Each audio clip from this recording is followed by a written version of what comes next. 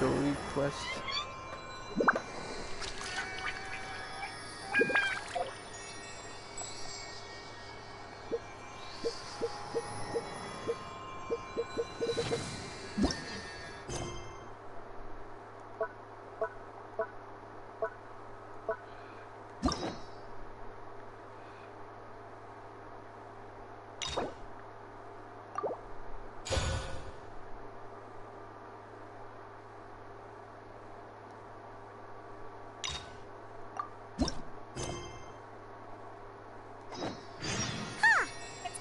Since we visited Poisson. Maybe we should head over and have a look around.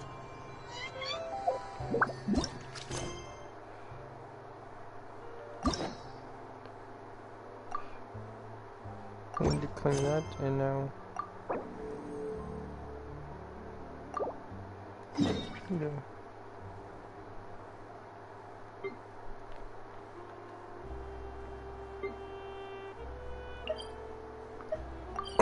To Poisson we go. Poisson. So we can get some croissant. I'm gonna finish a croissant.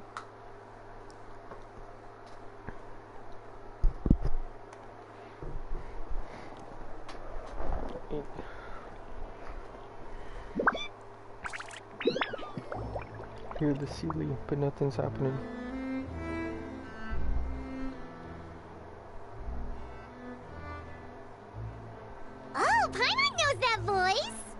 I don't. He didn't say anything. Over here. What's poppin'?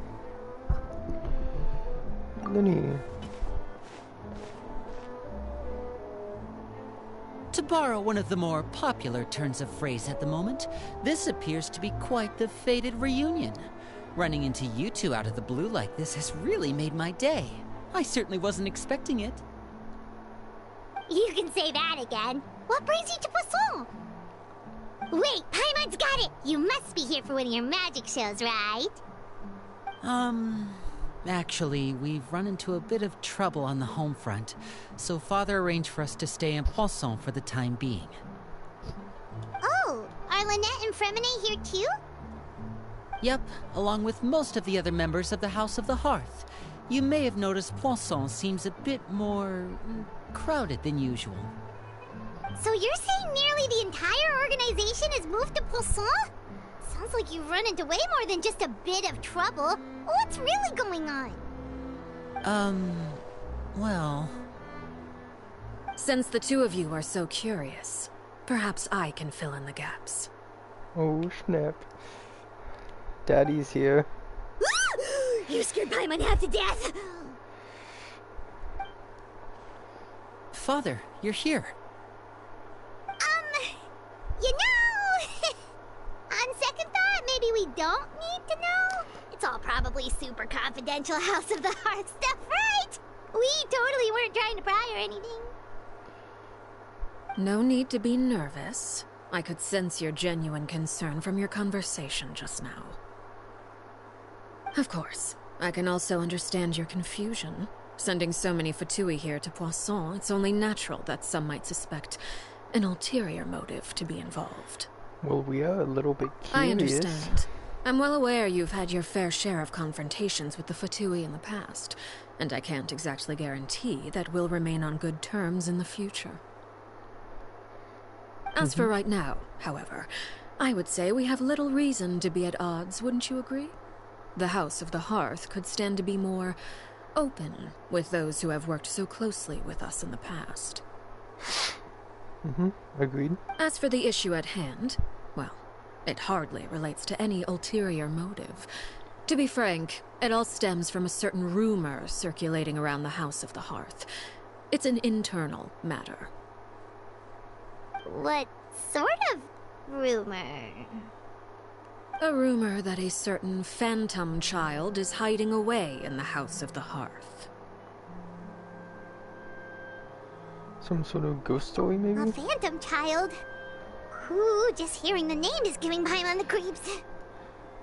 Is it your long-lost friend, Father? A spirit that should have long ceased to exist is lurking in the shadows of the House of the Hearth. So I decided to bring the children to Poisson before continuing to investigate the situation. I expect I should be able to track down the spirit fairly quickly. After that, it's just a matter of resolving the situation, if you will. It shouldn't be much trouble at all. I like that wording. If you're curious, or if you still have some concerns, it might be advisable to stick around for a few days. I'm sure the children would be exceedingly pleased to welcome some visitors. Lenny, I'll leave you to entertain our guests. I have some matters to attend to. Of course, Father.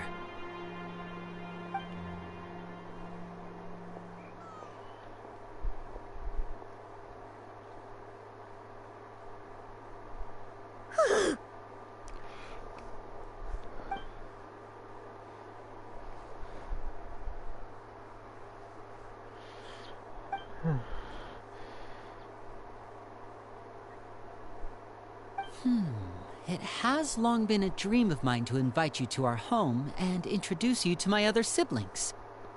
You're quite well known in the organization already. A lot of people have been talking about you, especially after everything with the prophecy.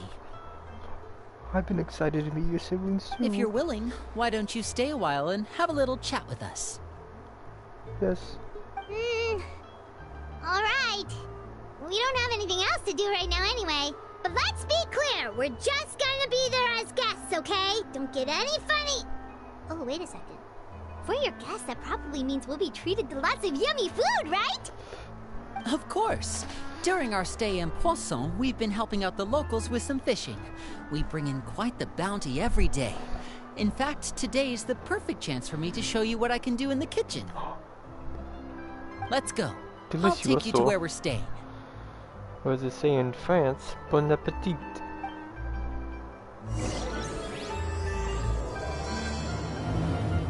When the head flame goes out.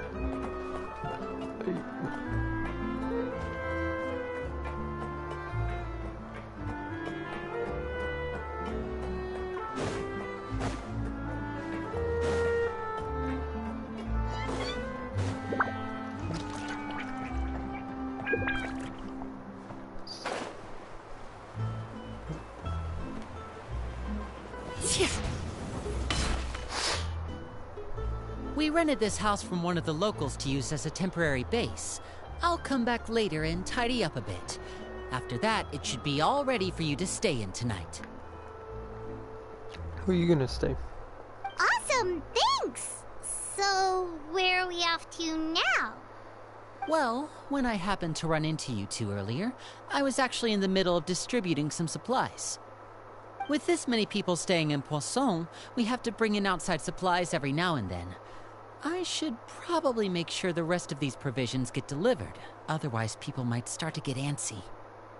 Okay, we'll come with! There are all sorts of rumors about your organization floating around out there. Paimon's not sure if she could even take a wild guess as to what's true and what's not. But now that we finally have the chance to see a day in the life of the house, we can take a good look at how you operate! Well, you're more than welcome to come along. Just follow me. Okay.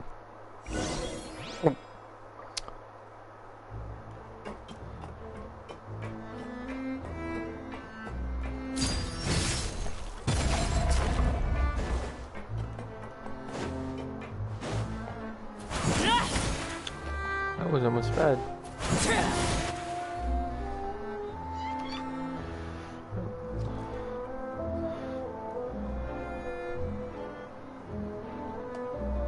Linny! We're finally here. The supplies. I'm assuming you've... Brought them with me? Yep, here you go. Hello? Something caught your eye? It's the Traveler in Paimon! Chaplui. Chaplu? No way! Come here, everyone! Hurry! The Traveler and Paimon are here! That's insane. It's Fozone and Paimon. One at a time, please. Don't crowd around them all at once. We don't want to scare off our guests now, do we? Oh, it's alright! Gotta say, Paimon didn't realize we were this famous. Of course! Father and Linny have told us so much about you. Father told us about how you helped Linny. According to her, you're a trustworthy friend. And as far as she's concerned, that's pretty much the highest compliment we've ever heard her give. As you can imagine, everyone's been very curious about you. I heard the Traveler is so strong that he can move a mountain with his bare hands. Well, shucks. You flatter me. I heard Paimon eats so much that she can clean out the entire pantry at Hotel de Boer in just 3 days. Wait a second! That's the rumor you heard about Paimon? Oh, not cool at all! Yeah, Oh, wait! don't need to When guests humble visit, you're yourself. supposed to give them gifts and stuff, right? Yeah. Oh, we don't need something like that. Besides, we don't have anything to give to you. Come on, we insist. I can give you some of my new potions. Just pick your poison. And by that, I mean medicine or actual poison. I've got both. I want the poison. Huh? I want the poison. Or maybe Shaplo can teach you guys about stealth. He's super good at it. He's never been caught. Ah, now that's not a bad idea. I know you usually prefer to fight head-on, but it never hurts to expand your bag of tricks, right? When it comes to eliminating your enemies, staying quiet can go a long way. Trust me, I would know. I agree with that. You can't just be a one-trick I was pony. poisoned not too long ago, and I'm still dealing with the after effects. So I'm not quite as good as I was before, but I can still give you some pointers. Wait, when you said gifts, I didn't think you meant poison and stealth tactics. But those are the best things we can give you. You don't like them? I love them. Ooh, how about this? Tell me the name of someone who really annoys you, and we'll teach him a lesson for you. What if I say father? Alright, Fold, Selwar. I think that's enough suggestions for now. When it comes to being a good host, it's the thought that counts. You don't need a physical gift to make our guests happy. In fact, pestering them with suggestion after suggestion might make them more annoyed than anything. I would say your enthusiasm has certainly gotten across. Really? Awesome! I feel It's the been love. so long since we've had guests to play with. If there's anything you need, just let us know. Yeah, especially if it's poison or something. I've got all sorts of potions for that. I love the House of the Hath already. Well, we'll talk to you all later. We've still got supplies to distribute. Alright, see you later.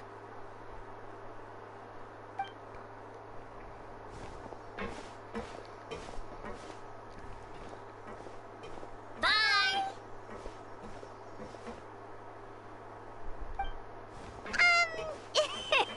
Lenny, about all that poison and stealth tactics talk just now. Scared you, did it? That kind of talk comes with being part of the House of the Hearth. When Foltz was really young, he strangled all of his family pets, just out of curiosity. He was labeled a dangerous problem child and was abandoned by his family. Elwar has an unnatural obsession with potions. Father has forbidden her from trying all the different concoctions she comes up with, but she still tries to test them in secret. You really have to keep an eye on that one. Chaplot is around my age. While I'm mainly responsible for collecting intelligence, he handles surveillance. He's very passionate about his work and has no reservations about taking on some very difficult missions. I know you two probably aren't used to that kind of talk, but I can promise you they only had the best of intentions. Things like stealth tactics and developing different poisons, they really mean a lot to them. They were just trying to share the best of what they could offer, that's all. I suppose.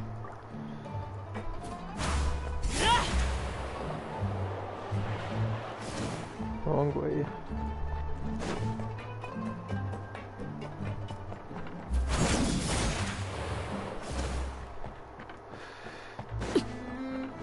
You learn how to freaking move, control, whatever. Filial, supplies are here. Thanks. And who are these two? Outsiders? Ah, allow me to introduce you. This is the Traveler and Paimon. Oh, you're the famous duo I've been hearing so much about. It's nice to meet you. I heard you've traveled to all sorts of places. Is that true? Of course! We're making our way all across to that! Oh, good for you. She sounds spiteful. You must be pretty familiar with Fontaine by now, then. Have you seen the new opera that started running recently? I think it's called... The 4,000 Thieves? Oh, this is the first we've heard of it. It seems like it's going to be fantastic. From what I've been able to tell from the posters, anyway. You should definitely check it out if you have the time. Oh, and there's The Blind Maiden, too. That one is supposed to have audience interaction. Seems pretty interesting.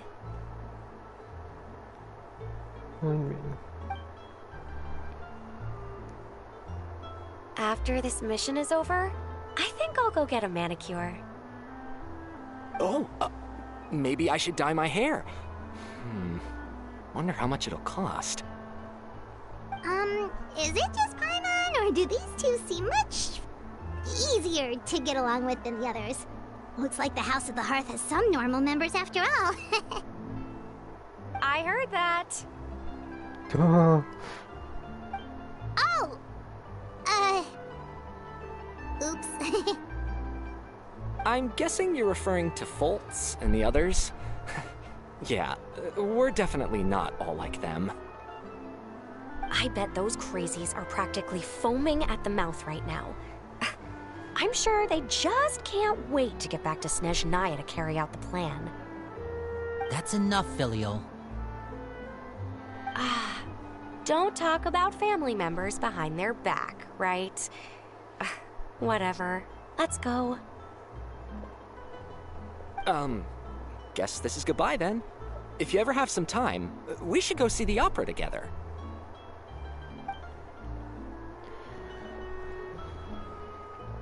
What's the plan? Stan.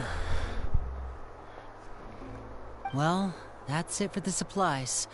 We should probably head back as well. No, I gotta foil the plan. Well, they didn't seem too happy with each other. Seems like there could be something more going on here. Yeah, let's You're spy right. on them. We're only here as guests after all. Oh, Winnie's getting super far ahead. Come on, let's catch up. Yep. Let's go.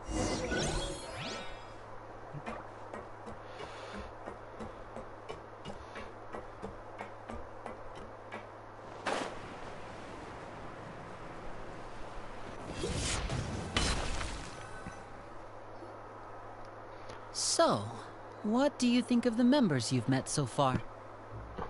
Yep. Well, Personality. Father is always encouraging us to be strong-willed and independent. So if there's one thing we've got, it's people who aren't afraid to speak their mind. Well, I should probably get cooking. Want to join? Of course! Then let's head out and... Huh?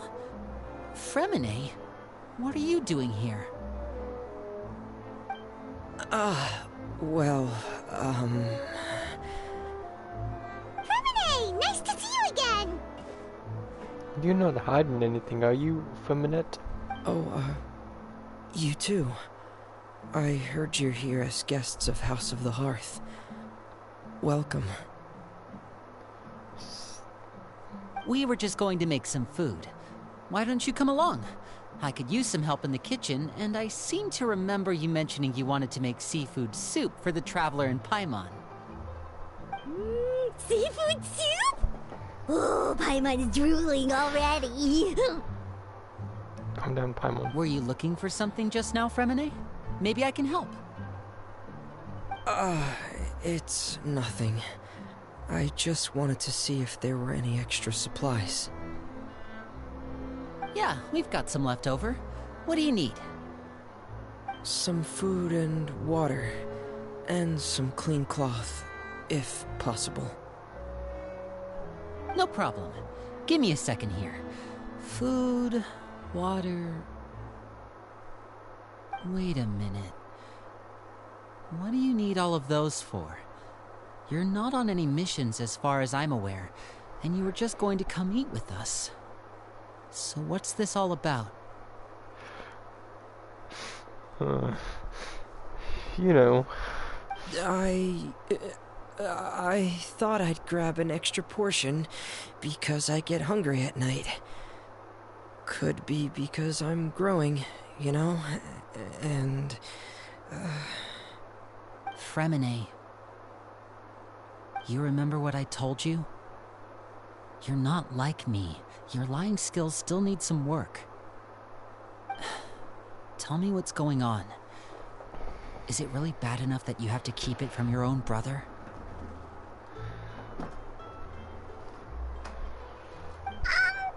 Maybe it'll be better if we gave them some space.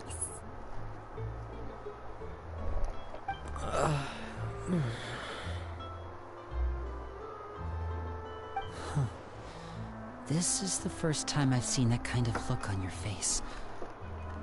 Whatever happened, does it have something to do with Father?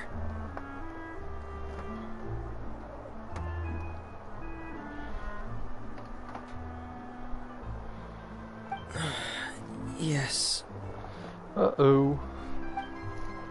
Just follow me.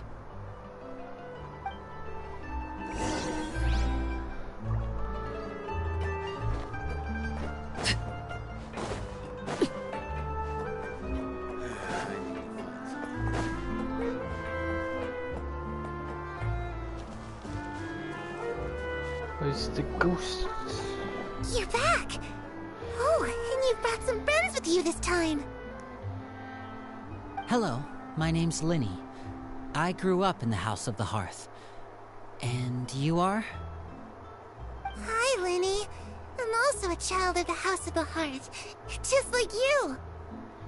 Yep, it's father's little friend. You can call me Clairvy. Clairvy? It's nice to meet you. Does that name ring any bells, Linny? No, not at all. That's not a name we have on our roster, I'm sure of it. What I'm not sure of, though, is how she managed to sneak in. She must be the phantom child Father's been searching for. From the looks of it, I'm guessing you were the one that found her, Fremine. You, haven't told Father, have you? No, I haven't told anyone. I've just been keeping her hidden. For how long? About half a month now. Uh-oh. So ever since we got to Poisson, then, do you have any idea what you're doing? I know what I'm doing. I don't think you do. Really? Because from where I'm standing, it looks like you're hiding the very person Father has been trying to find. If Father finds out about this, everyone involved is going to be punished. You know the rules of the house, Fremine. I know you do. Father doesn't tolerate any form of betrayal. So why are you doing this? I've thought it through. And I just can't hand her over like that. Linny, don't you remember last year? Sheplo nearly died after getting poisoned during that one mission. He wasn't able to get back before the poison started taking effect, and not a single person was there to help him. That night, while I was sleeping, I heard a voice telling me to go save him. I opened my eyes, but I couldn't find the source of the voice. I thought maybe I was just hearing things, but I went to look for him anyway. Luckily, I got there with enough time to save his life. That feeling of being haunted, of hearing voices. It's happened many times in the House of the Hearth. I'm sure you've noticed. So what you're saying is, that was her?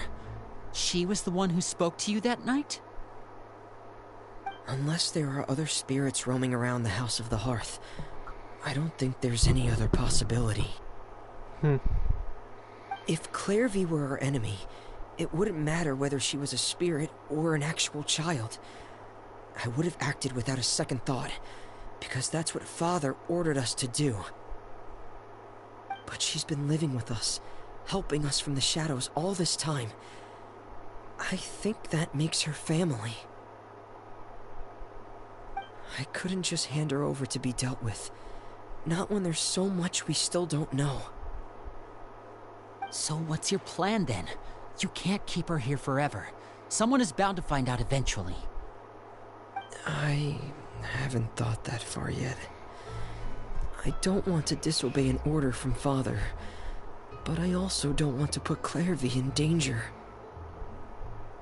Come with me. There are a couple things I'd like to say to you in private. And it's inappropriate for Clivia's ears.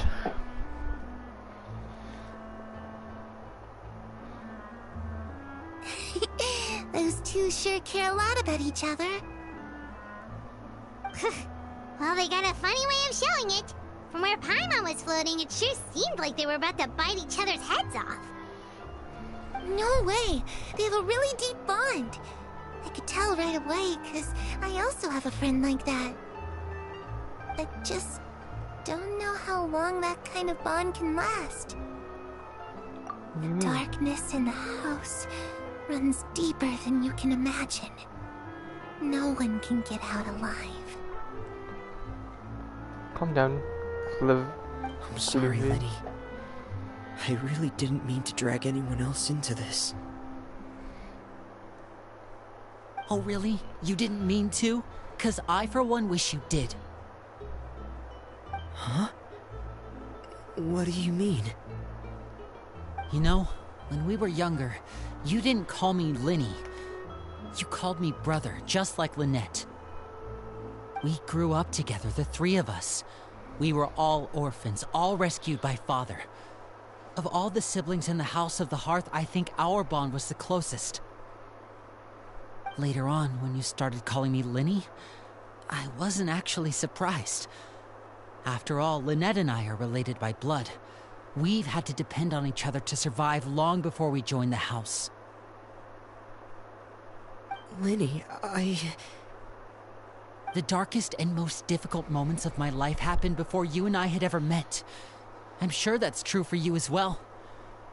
Even so, Fremine, we've stood by each other for all these years now, and to me, that means more than blood. You and Lynette are the most important people in my life. No one can replace you. So I won't let you face anything alone. Not if I can help it. Oh, looks like things are getting kinda heated between Linny and Fremine. Maybe we should go check on them. Oh, it's raining.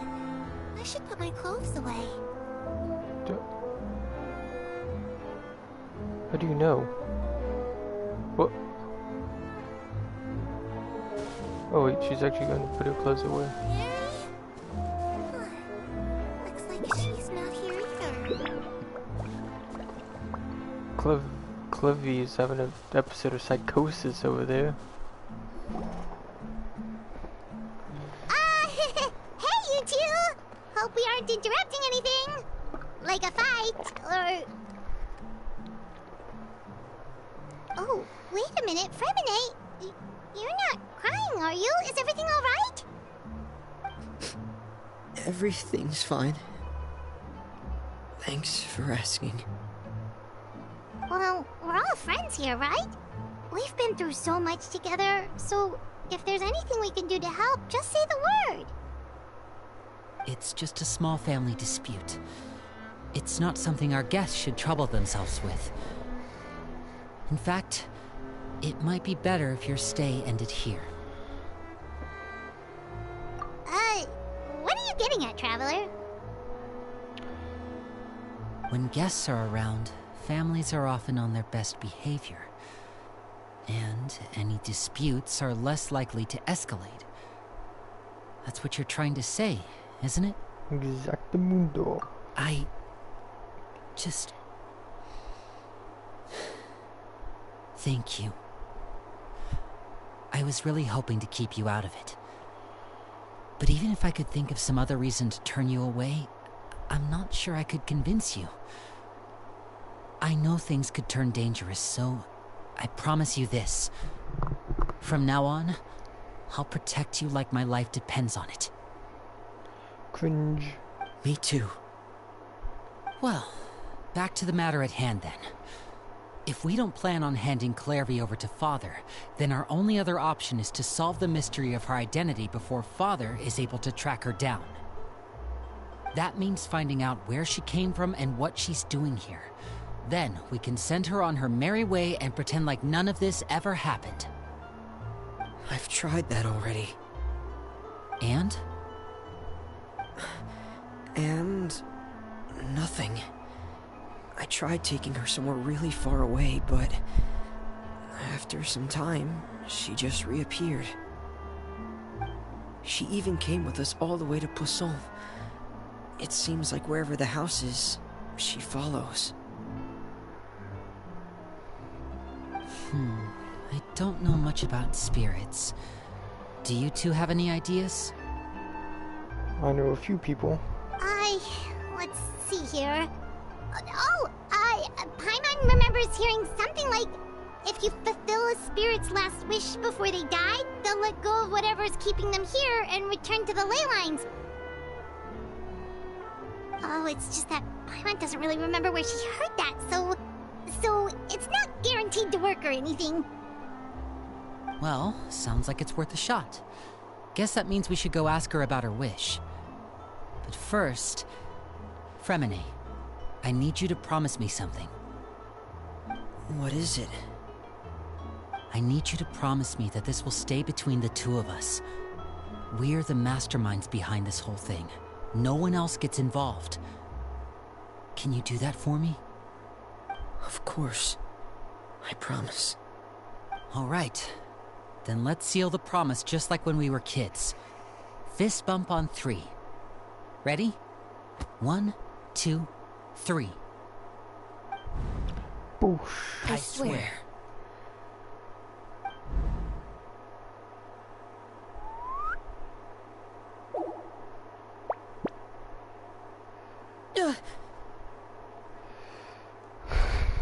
Whoa! That was kind of goofy. I loved it though. Lynette! But what a surprise!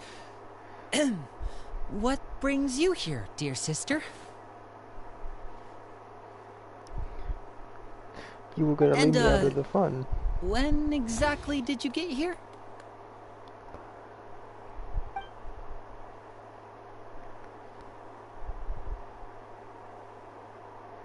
You're an idiot, brother. And you too, Fremine.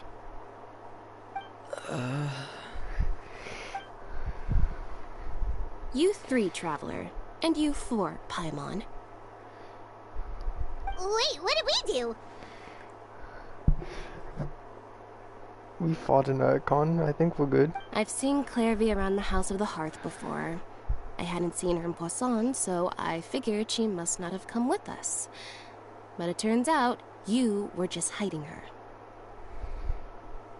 I heard you talking about your plan. Rather than steering clear of the situation, I'd rather fully join in.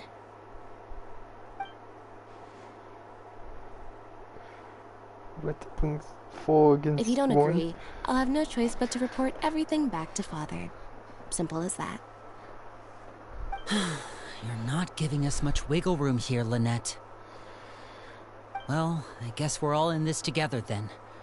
After we talk to Clairvy, we'll figure out our next move.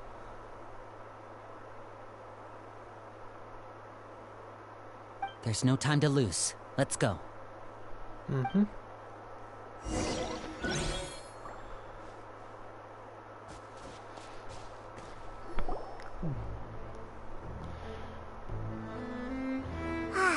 I'm full. Thank you for bringing me this food, you guys. She said she's full, but the food doesn't look like it's even been touched. She can't eat. That's right. Based on what I've been able to observe, it doesn't seem like Clairvy can interact with the physical world at all. Still, when she's presented with food, she'll always linger around it for a good little while. Maybe, in her mind, she really is eating those things. Does she know that she has already passed away? I've tried to ask her, but she didn't answer. My guess is that she's just as confused as we are. Or maybe she couldn't understand the question at all. Clairvy, if you've got some time, I'd like to ask you a few questions. Sure. Oh, another new friend. Hi, I'm Clairvy. Hello. Clairvy, how did you join the House of the Hearth? Huh? Isn't it the same for everybody? The knave brings you here and then you can't leave. It's just that your name, it's not on the roster. And I've never seen you before. The roster? Oh, I get it now. I think there might be some things you don't know about this place. The people in charge, they're not as nice as they look. They say they keep a roster, but it's not complete. There are a lot of people who aren't on it, and never will be. In this house, some people are family, and other people are just test subjects. Those kinds of people aren't ever going to get a place on the roster, unless it's the roster of people who've been executed. Wait, does that mean the knave... she... Duh. Is there anyone that can vouch for you? Perry, she's my best friend. She's the only one I trust in this place. Pierre. Have either of you heard of that name before? No. Me neither. Clairvy, Perry. Neither of those names are on the roster. But it seems like she's telling the truth. Either that, or this kid's already got a bag of tricks bigger than mine. Maybe we should try a different approach. Clairvy, do you have a wish? A wish? It can be anything you want. Just imagine. It's your birthday, you're blowing out the candles, and your wish is...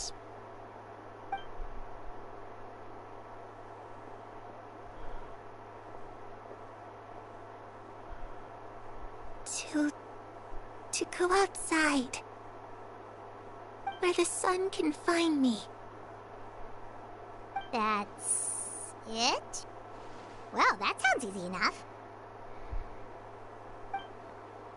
The darkness in the house runs deeper than you can imagine. No one can get out alive.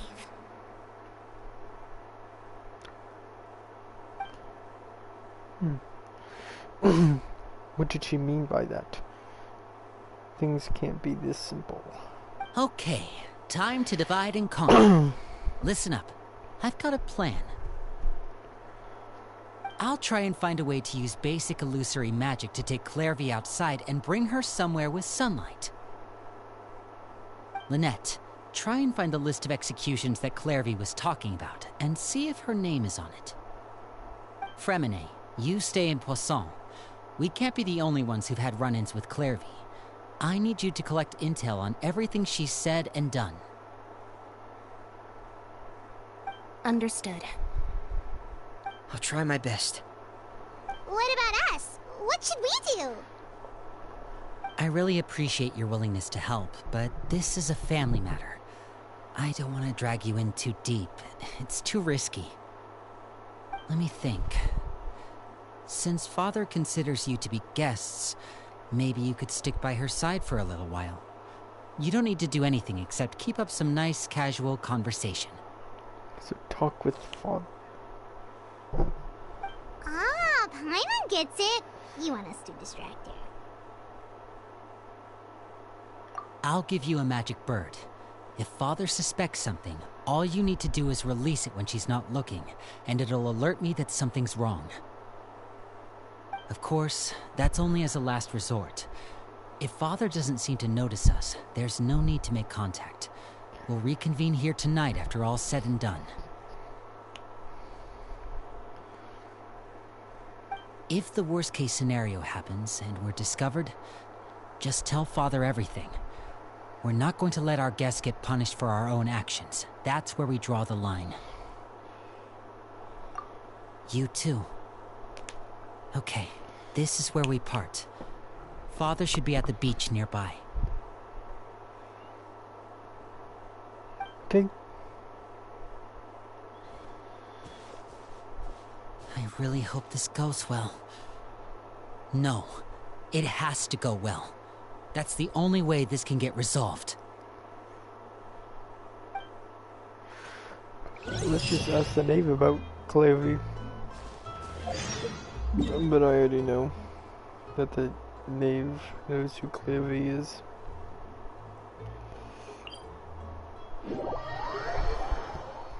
So I suppose it doesn't matter.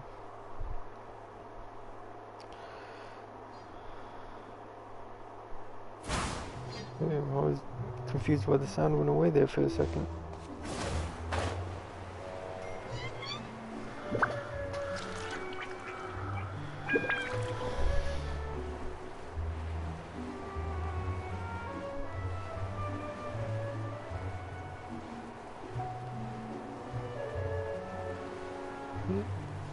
Was she a child?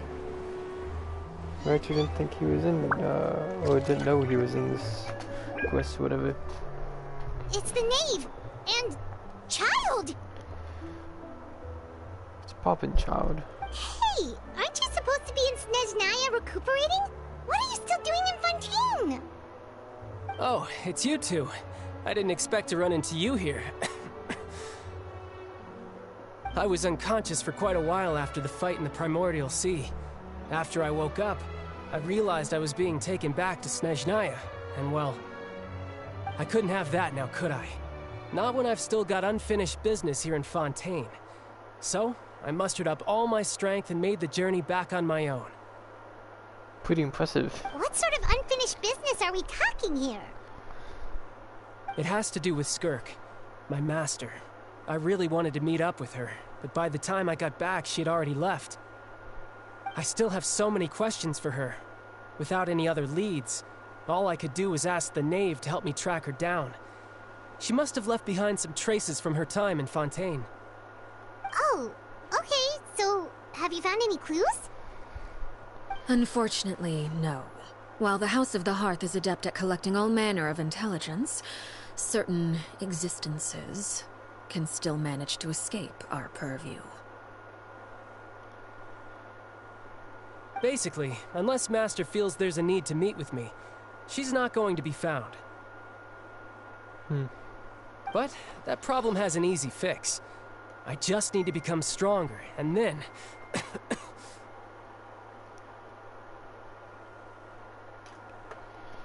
What? Paimon thinks you should focus on getting better first. The worst of it is over. It's all thanks to that one kid from the House of the Hearth. Elwar, I think her name was. She gave me a bunch of random potions to drink. They didn't go down easy, let me tell you. Pain and chills all over. But they really did help speed up my recovery.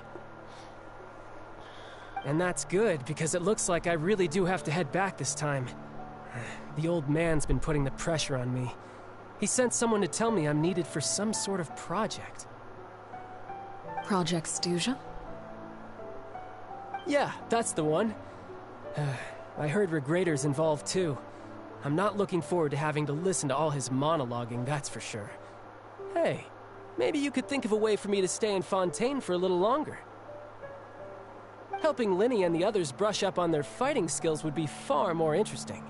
If you and I could spar, that would be even better. I've been waiting for a chance to see you go all out. Not today. And what a sweet little daydream that is. But I also have a role to play in all this. I'll be leaving Fontaine shortly as well. Besides, considering how little they see fit to step outside the homeland, being called on to return to Snezhnaya by such illustrious dignitaries, what a great honor. Wouldn't you agree? One I could do without, I'd say. Is it just Paimon? Or does it kind of seem like they're...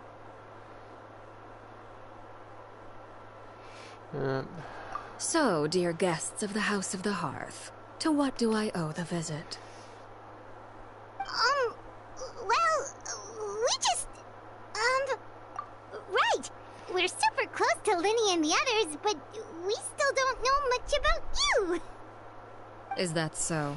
Introductions have already been made, have they not? It's true. You got me there. Oh, well, you see? There's only so much you can learn about someone from a short introduction. At least tell us something a little extra, like... Why do you call yourself father? Huh, good question. I'd also like to know. The fact that you have to ask tells me our intelligence work has been quite successful. Telling you the answer to that question would only serve to undermine that success. And we can't have that, now can we? Spoken like a true diplomat. That was some expert sidestepping right there. Well, if there's nothing else, I think I'll take my leave. I still have a small matter to resolve at home. Wait, don't go!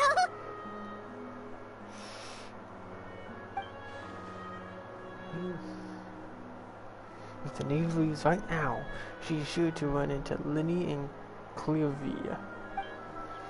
Should I release the bird Linny gave us? No, we should try to get her talking about something else first.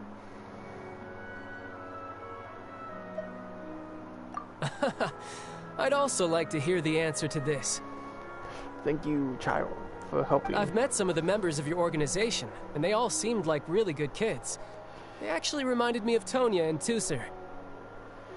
Which, by the way, if you ever betray them, I'm just letting you know, I won't let you off easy. That's why I respect child. And why would I betray them? Well, you've already betrayed the House of the Hearth once, haven't you? At least, that's what I heard.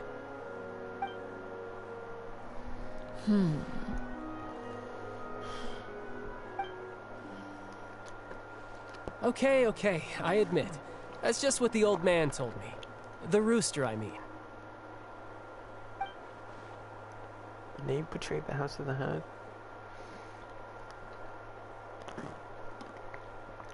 So does that mean what Clivy said was true? Does the name really treat your children like test subjects?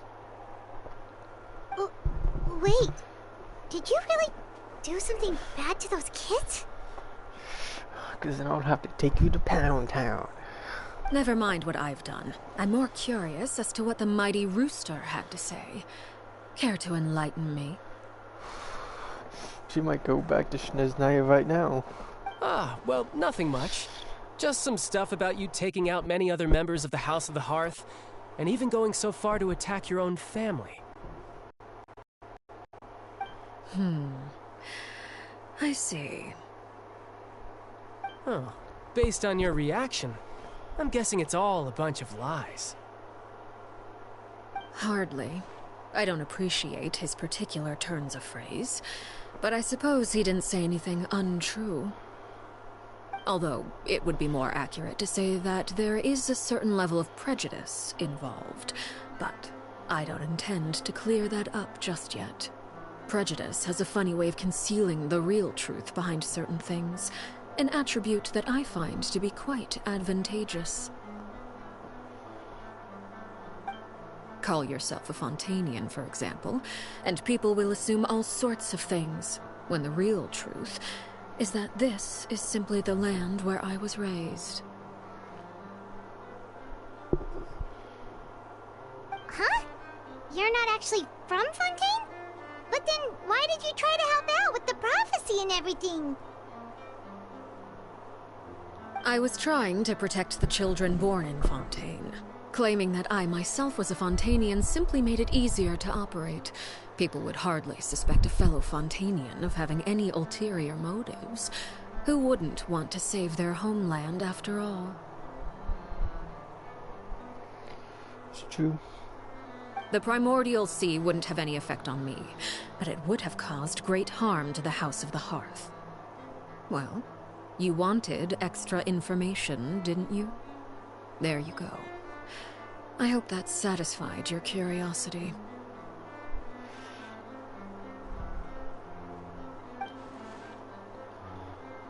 So much for learning anything else about her betrayal. She probably only revealed that other secret in order to change the subject. It seems like she's trying to avoid talking about her past. So, you stayed in Fontaine for the kids. I guess I was wrong to believe you'd betray them. Apologies. Looks like I was holding on to some prejudices myself. Good. Like I said, I like it when others have misconceptions of me. Actually, while I was recuperating at the House of the Hearth, there was something else that really caught my attention. I heard that members always resolve disputes and arguments with a friendly spar, and the loser has to back down. Seems pretty cool if you ask me. Would also give them plenty of opportunities to hone their skills. It's true. Well, that's only a recent development. In the past, such spars weren't nearly so friendly. The losing party would lose everything, including their life. They were that high stakes? Whew, at least that's not a thing anymore. Well, the current atmosphere's not half bad. I'm a bit jealous, actually. You've got so many family members around you, and you even get to live with them. Having a lot of family around means dealing with a considerable amount of bickering and scheming. Once Tonya and Tusser enter their rebellious phase, I'm sure you'll understand. Just imagine. Tusser becomes obsessed with plucking out strands from the rooster's mustache, or Tonya decides to dye her hair 42 different colors. That's terrifying. Okay. I get the picture.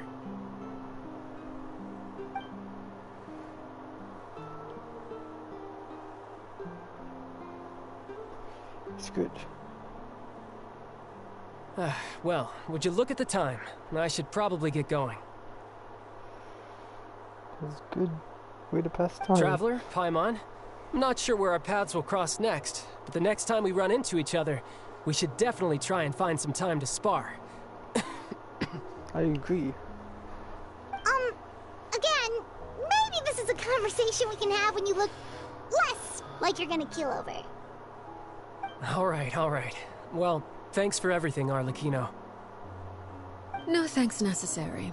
You also played a part in obtaining the Gnosis. I would say we can call ourselves even. I like the sound of that. Well, I'm off. See you all some other time. We should probably get going too. Do you want to head back with us? Oh? You want me to leave so soon? Oh, well, you see, It is like sunset, I mean. I'm rather enjoying the evening breeze. If you don't mind, I think I'll stick around for a bit. I have some things to think about. Apologies for not attending to you like a proper host. Please forgive this slight. I do hope you'll have a pleasant stay. Do we gotta release the bird? we managed to keep her distracted until nightfall. Good thing Child was there to keep the conversation going. You don't think she suspected anything, do you? Oh, I wonder if Liddy ran into any issues. Let's hurry back and see how everything went. Let's eat this croissant. I have a feeling that shoot, I just forgot her name, but yeah, she's still here.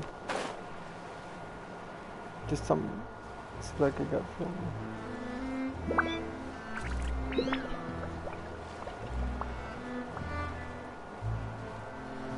Daddy's home.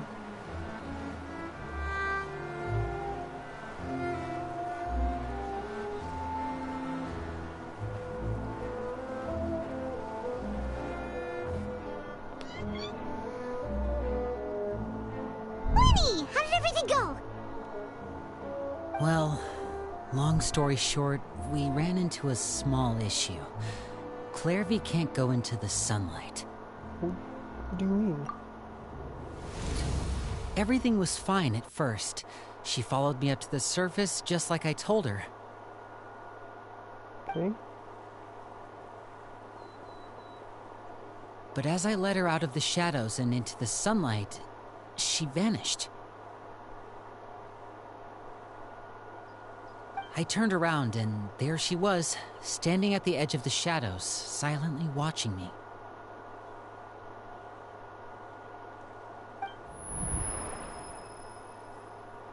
Huh. Maybe she's afraid of sunlight, or... No, it wouldn't be her wish if that were the case. Well, we could always try pushing her into it. Not sure pushing works on a non-corporeal being. I agree with that. Oh, true. I've pretty much tried it all already. Nothing worked. Eventually, the sun went down, so all I could do was bring her back here. How did it go with you, Lynette? Good. I've got the list. It's right here. Really? Well, what are we waiting for? Let's take a look!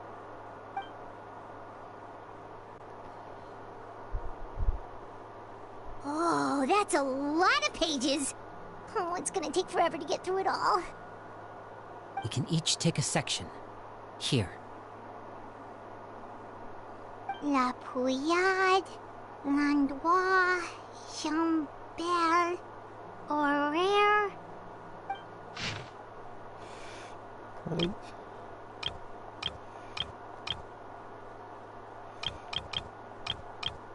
So,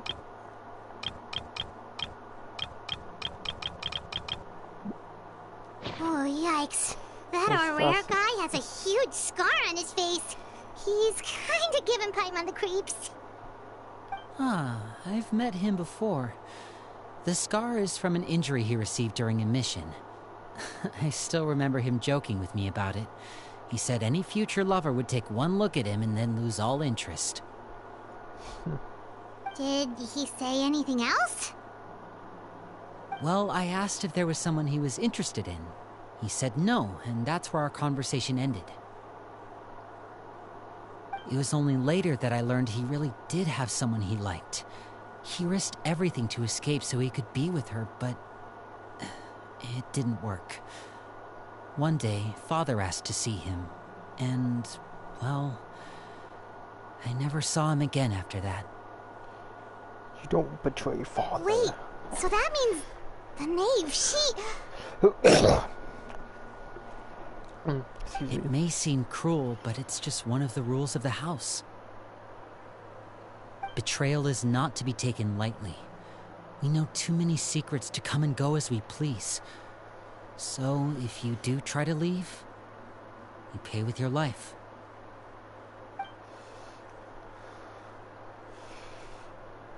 Her name's not here, huh? Well, that's not too surprising. It doesn't seem like this list is complete. It only contains records dating back around 5 years. Let's shift our attention then. Fremine, were you able to find anything out? Fremine, Sorry. I was thinking about something. I managed to talk to quite a few people, but I couldn't help but notice that the atmosphere in the house was a little... strange. Strange? Yeah, I mean, I know there have been arguments in the past, times when people haven't gotten along. Chaplot and Filial are a good example of that. Oh, those are two of the people that we met while delivering supplies. Paimon can see how they might not get along. They had very different vibes, and their, interests seemed to be pretty different as well. That's to be expected, actually. Father brought us all here, shared her knowledge with us, taught us how to fight. That's one thing we all share. But that's also where the similarities end. Not all of us feel the same desire to stay here. As members of the House of the Hearth, we're also considered part of the Fatui. And to a lot of people, that's an identity they never asked for. Certain members get older and realize they want something else for themselves. But considering the rules of the House, most people would never say that out loud. People like Chaplot and Foltz are loyal to Father and her vision. They're proud to be part of the Fatui. Filial and Nantoy, on the other hand, well, they aren't quite as enthusiastic. These kinds of conflicts have always been there. It's not like Father is in the dark about any of this. Well, that's true. But it just feels like things have gotten worse lately. Filial and the others, it seemed like they were meeting in secret to talk about something. I can't say for sure, but I think they've met Clairvy. Dun dun dun. You think she's been inciting them to act out? No, not exactly. But I wouldn't be surprised if she said something to them about the darkness in the house and how deep it runs. She's told me about it before. Experiments being run on children. People being used as pawns on the battlefield without so much as the strength to survive. And they just believed all that? Without any evidence? Clairvy's words probably gave them the excuse they were looking for. Whether they actually believe them to be true is secondary. This is all because of Project Stuja, isn't it? Whoa. Hold on a second. What's this Project Stuja all about, huh? This is the second time it's come up now. Sorry, but I'm not sure of the details either. I only know what Father has told us, which is that it's something the Rooster and Regrader have been working on together. Apparently, it has to do with the Fatui's strategic plan for the future. Because the House of the Hearth was so successful in obtaining the Gnosis, we now have the honor of playing a key role in Project Stuja. Interesting. Wait, but isn't that a good thing? Not for us, Paimon. Are you... Key role is just another way of saying dangerous role. To us, the whole thing is an inconvenience. Father thinks so too, but she's in no position to refuse. Their plan isn't exactly unreasonable, and they've been funneling the house a lot of funding.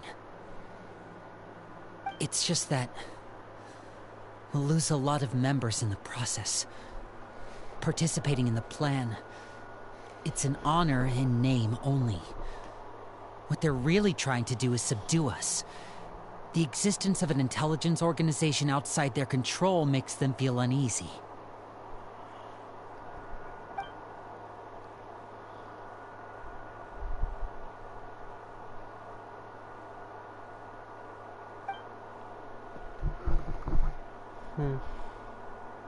Okay, super complicated top secret Fatui business aside, what does all of this have to do with the conflicts you were talking about earlier? Paimon doesn't get the connection. External pressure has a way of exacerbating internal strife. You can't overlook the power of fear either. People are afraid of dying, and that fear is often the impetus for a lot of stupid decisions. I thought resolving the Clairvy situation would make everything go back to normal. But it looks like things are more complicated than I thought. If we leave Filial and the others to their own devices, sooner or later, Father will be forced to take action. We can only focus on one situation at a time, brother. Not necessarily. You're right. Even if we confront Filial and the others, it won't do any good. It might even make matters worse. We should focus on Clairvy for now. Well, it's getting late. We should head back and get some rest. We'll try again first thing tomorrow. Lynette, you stick with me this time. Fremine, keep a close eye on Filial and the others. Make sure they don't do anything they'll regret. Good work today, everyone. Have a good night, and I'll see you tomorrow.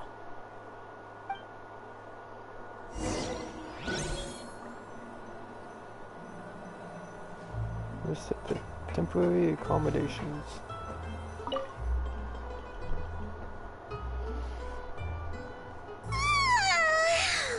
I'm always looking forward to an early night, but she can't sleep at all.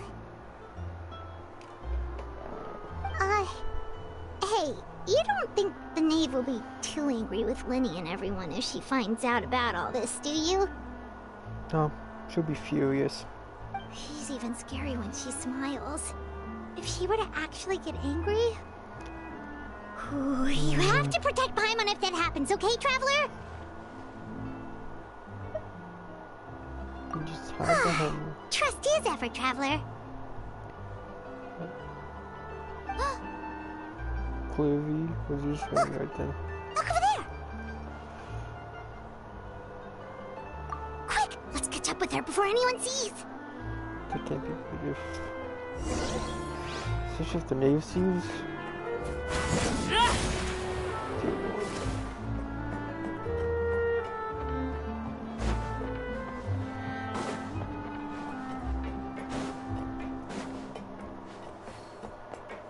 Over there!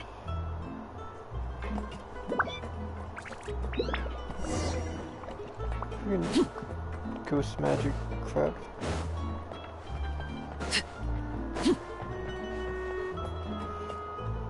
Oh, where is she going? Oh, if someone sees her, we're toast! Gosh dang ghost magic, I swear.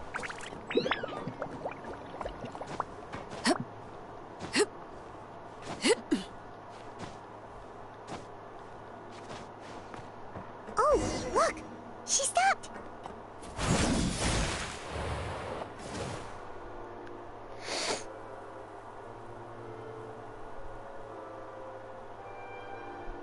Clairvy! Shh! I opened the window while no one was looking. She's having an episode of psychosis again. Look how pretty the outside is.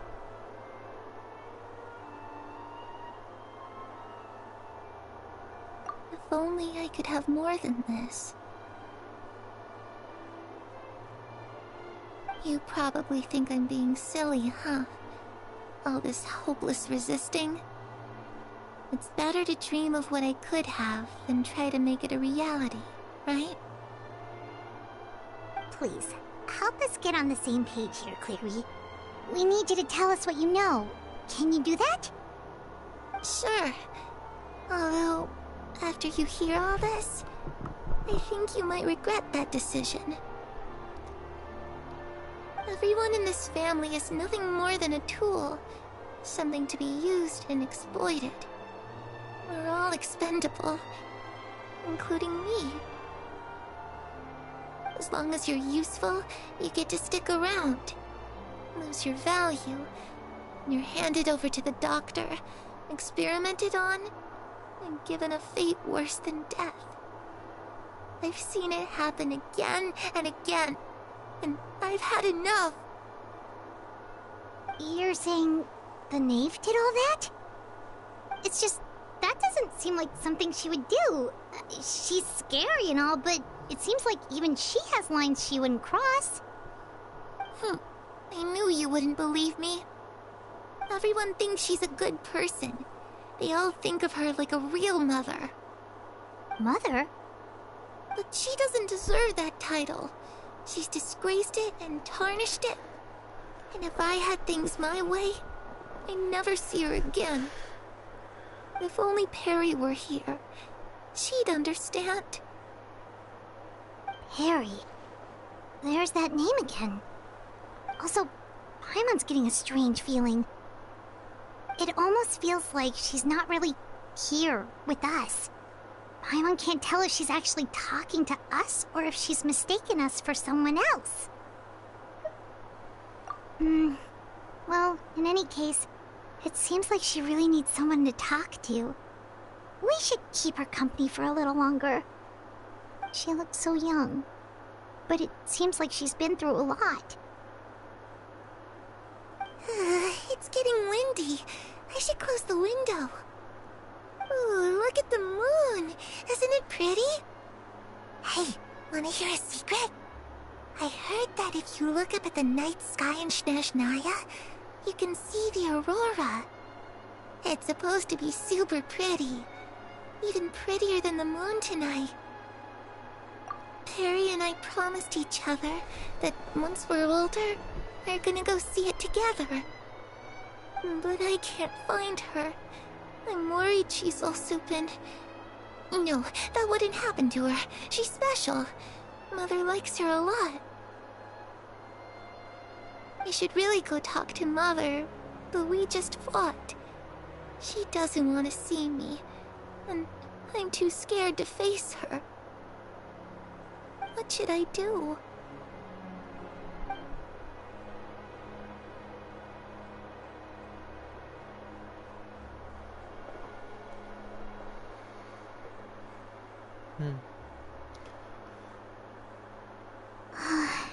Paimon really doesn't understand what's going on with her. Well, let's head back. We've got an early morning tomorrow. The night passes.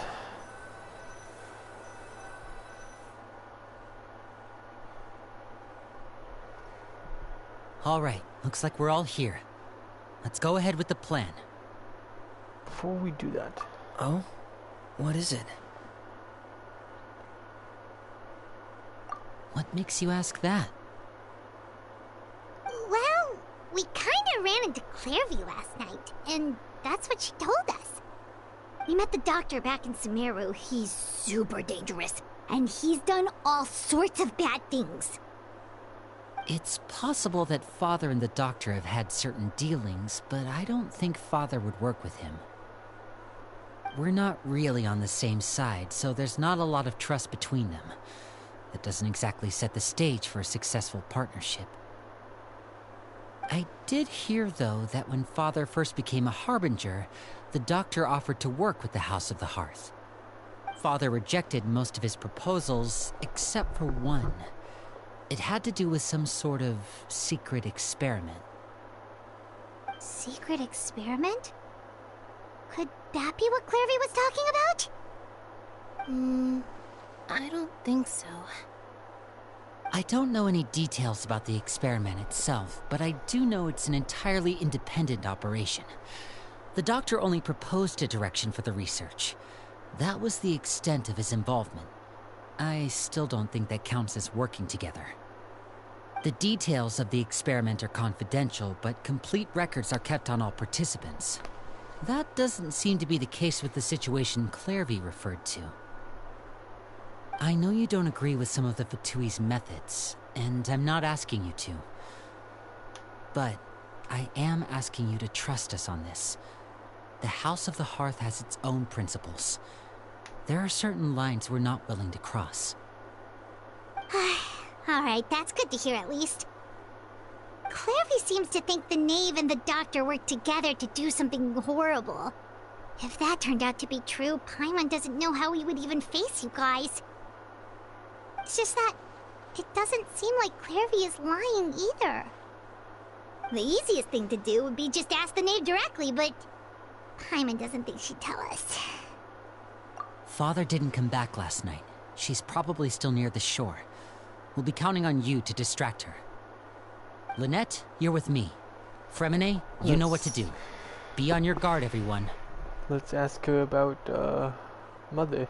Alright, let's get to it.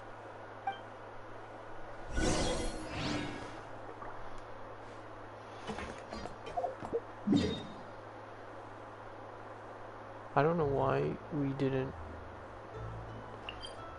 Maybe the traveling Paimon didn't think it was important information to bring out Mother.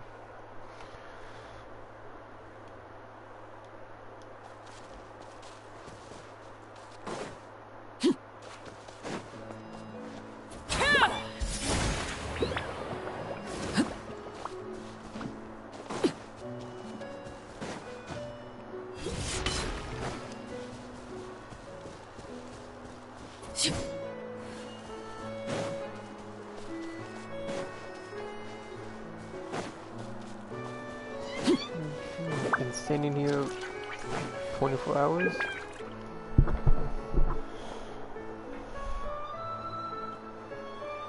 Ah, it's you two again. I must say, you look a bit pale. Did you have trouble sleeping last night? It felt like I saw a ghost. A little. Perhaps if you had less on your mind, you'd be able to absolve yourself of such troubles. So what are you planning to do now? Catch up on some sleep? Or should I give you some time to rack your brain for a topic to discuss before I ask any questions? Although I must profess to being curious. Without child here, how do you plan on distracting me?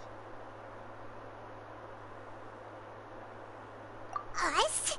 Distract you? Don't. A good one.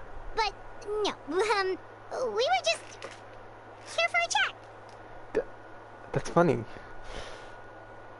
I would never distract you, Father. Looks like you could have used some extra time to think. No matter. If you don't have any other plans, why don't you accompany me somewhere? Don't worry. I'll be sure to steer clear of any scheming children. The ocean breeze is sure nice today. Children always think they can hide things from the grown-ups. But nothing gets past me. Least of all a little scheming. I think I'll let them have at it for a little longer. I can be very patient. Well, I'll leave you to think things over. If you're so inclined, meet me outside the Palais Mermonia. Good things come to children who do as they're told. So I do hope you decide to tag along. If only for your friends' sakes. What should we do? She clearly knows about everything we've been doing, and Paimon doesn't think it'd be a stretch to say she was threatening us just now.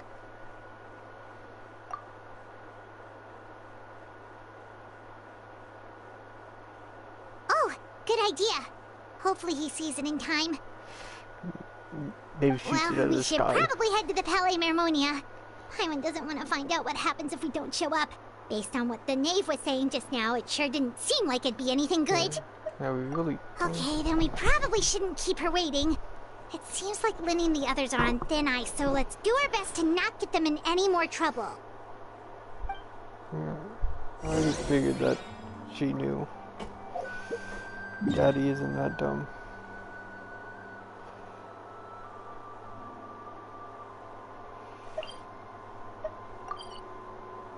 Birds in cages.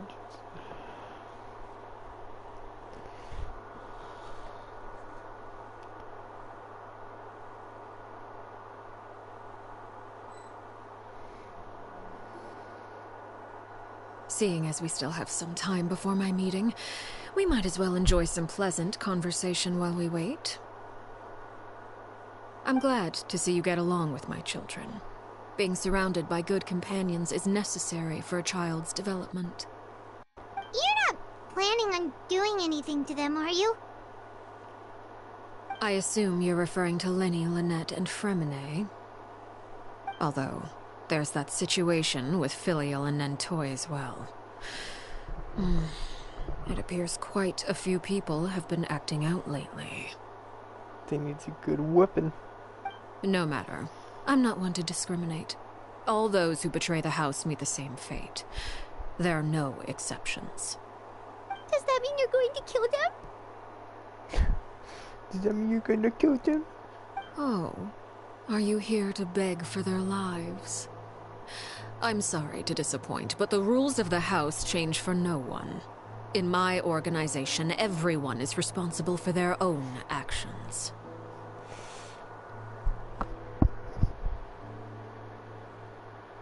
I know a few Archons. But don't you care about them at all? They really respect you. They even call you father. You must feel something for them.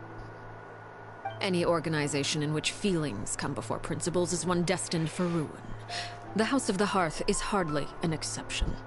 You could say our principles are more stringent than most. Perhaps I can offer you this consolation at least. As our guests, you two will not be held accountable along with them. I would imagine Linny, Lynette, and Fremine will be able to keep their lives. As for Filial, Nentoy, and the others, I'm afraid there's little I can do. They can try to escape, but once you know our secrets, there's no getting out alive. But that's awful. Ah, you seem concerned. Out of consideration for my guests, I suppose I could turn a blind eye for a little longer.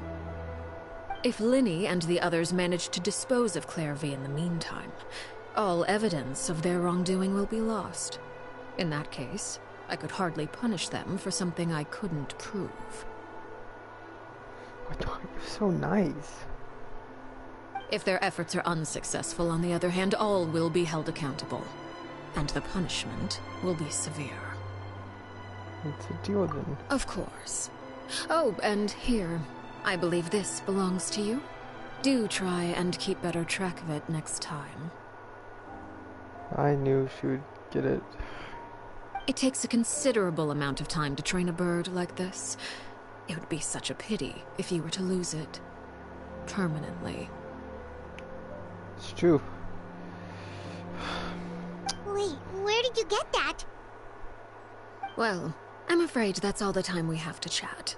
Now, for the matter at hand. I asked you to meet me here because I have business at the Palais Mermonia. It has nothing to do with you, but I think it would be prudent for you to stick by my side for the time being. There will always be time later to run off and tell Linny what you've learned. Well, time to go. Looks like we wrapped things up just in time.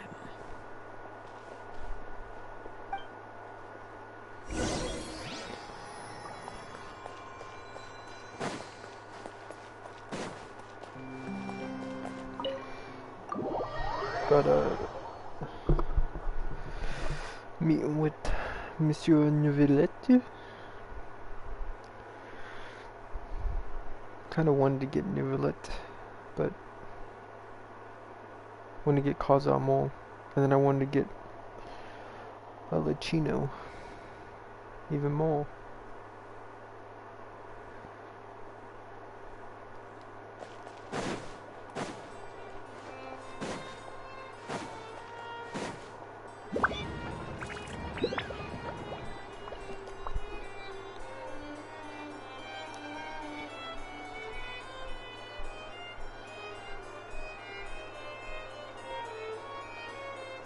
It's been a while, Monsieur Neuvillette. I must say, I wasn't expecting my meeting request to be approved quite so quickly. The Palais Mermonia operates with an efficiency worthy of admiration. It is only right that an esteemed diplomat such as yourself should be afforded the proper level of respect. Although, if I may speak plainly, I must confess that I did not anticipate we would have the occasion to meet again after presenting you with the Gnosis. I see you brought the Traveler and Paimon with you as well. If I may inquire as to the purpose of your visit. I'll be departing Fontaine shortly. There is, however, an outstanding matter that I would like to see resolved before I go. It requires a rather lengthy explanation, I'm afraid. So I took the liberty of explaining everything in this proposal. Please review it at your leisure, Monsieur Neuvillette.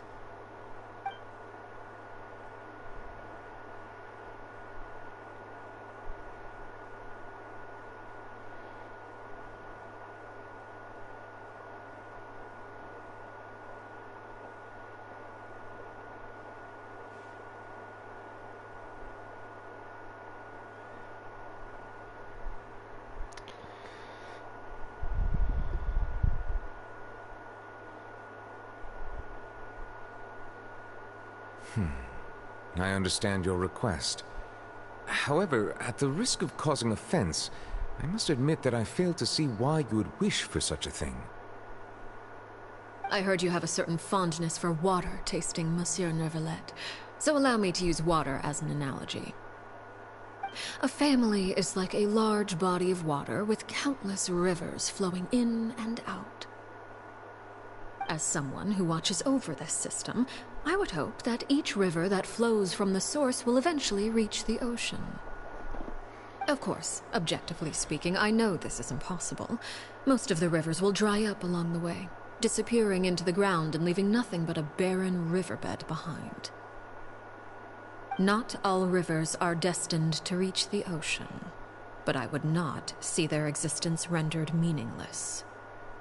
I believe the water that flows within them is simply meant for a different destination, like a field in need of irrigation. Or perhaps the glass of a certain water-tasting enthusiast. Did you get any of that, Traveler? Not Your really. words paint an optimistic picture indeed. Allow me to remind you, however, few among us are willing to sip from a glass filled with tainted water. It may have been tainted at one point in time, but not to worry. I'll make sure it's strained of all impurities and returned to its cleanest form.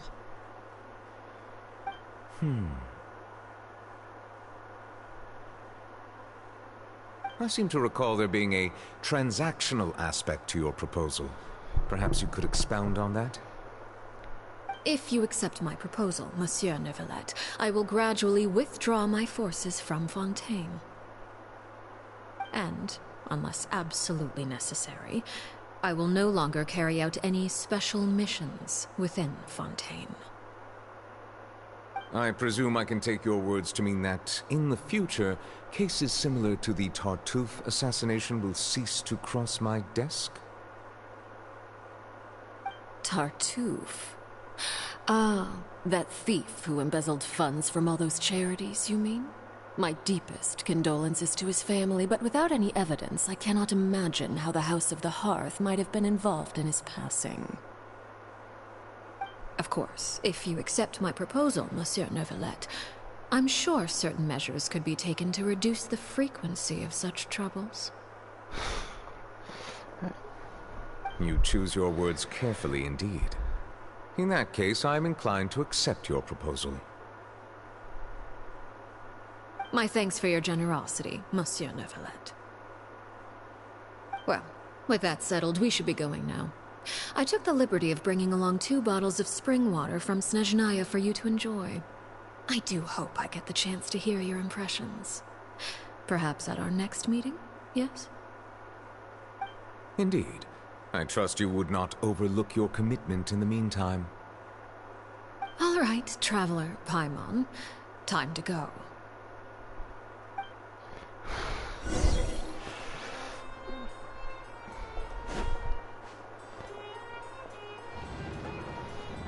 Are we just like on a leash for right now? That stinks. Guess you really don't want Lynette, and Feminine to die.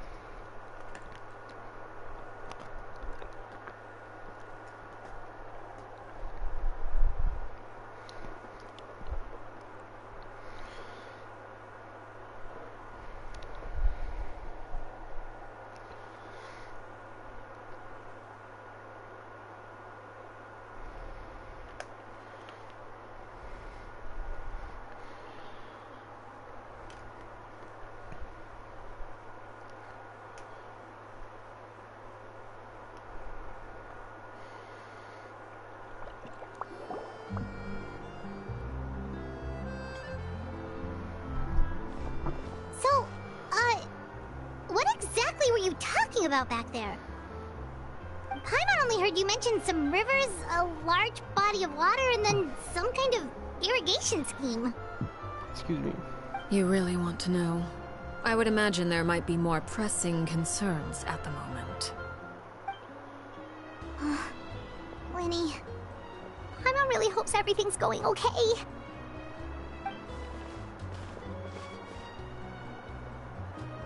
Oh, Paimon recognizes that look. You've got your ticket cap on, don't you, Traveler?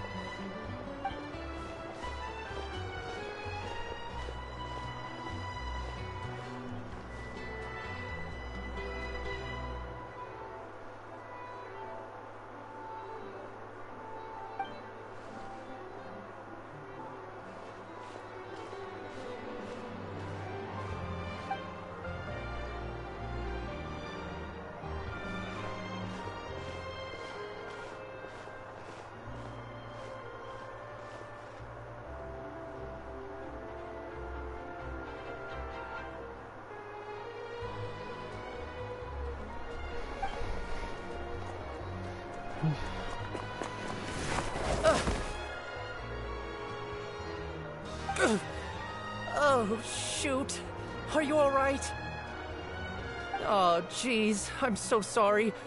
I was so focused on selling these papers, I wasn't looking where I was going.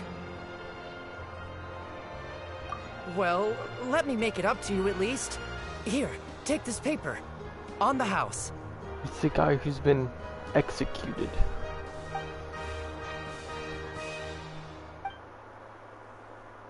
Oh, you don't have to give us anything. Please, I want to. It's not like I'm short on supply. All the extras will be useless come tomorrow anyway.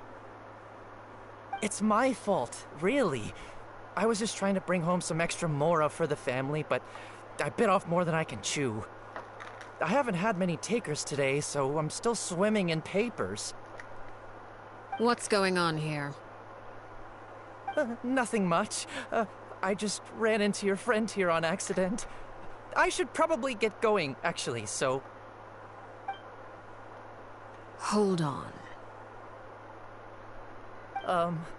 Of course, I'm happy to compensate you with mora, it's just... I don't have any on me at the moment. I'll take 3 papers. Here. Your payment. Oh! Thank you for your patronage. May the Archons bless you with good fortune. If only I had the chance to run into such generous customers every day. I should probably just take on a smaller inventory though, right? I'm getting married soon, so sometimes it's hard to not get ahead of myself. Anyway, I should head out. Goodbye! Well, now that my affairs are settled, we should take the boat back to Poisson. We've even acquired some light reading to enjoy along the way. Actually, why don't we stick around for a little longer? Paimon just realized how hungry she is. She can't head back to Poisson on an empty stomach.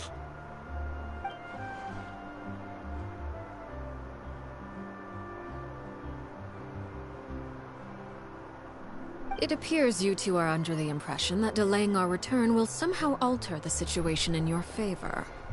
I'm sorry to ruin your fantasy, but your efforts are meaningless. That being said, I could be persuaded to give Linny some extra time. I just have one condition. If you agree to my request, I'll even answer some of your questions. You're quite curious about Claire V, are you not? And my relationship to her. Oh, snap. Wait, why are you being so generous all of a sudden? You're not gonna ask us to do something bad, are you? You have to blow up You overestimate yourself. a school. You don't have the talent for bad things. You have to burn down a dog shelter. Then what can you possibly... The most important consideration in a negotiation is that both sides receive something they want. Demands and threats only get you so far. Wonderful. Here it is. When the time comes, make the choice that you deem most appropriate in the situation, and lend your help to the House of the Hearth. Okay, sounds normal enough. But what do you mean, when the time comes? When is that supposed to be? That is for you to decide. We accept your condition. Then we have a deal. Follow me.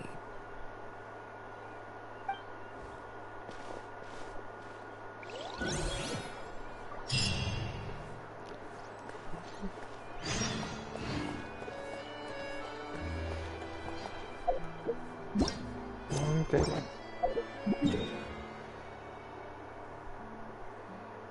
Yep. That's who.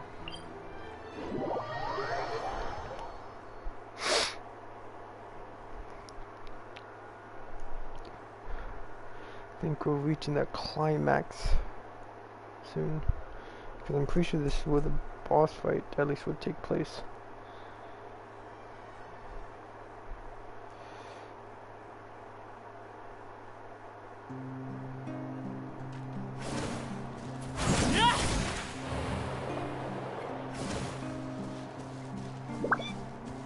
Stamina, gosh dang it.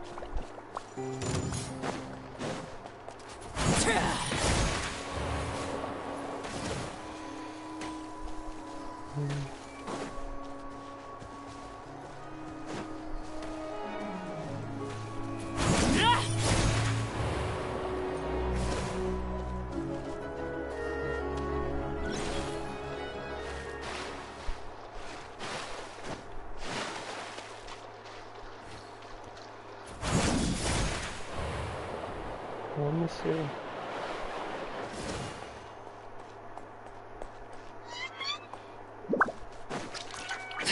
Ooh. That was a hop, skip, and jump away.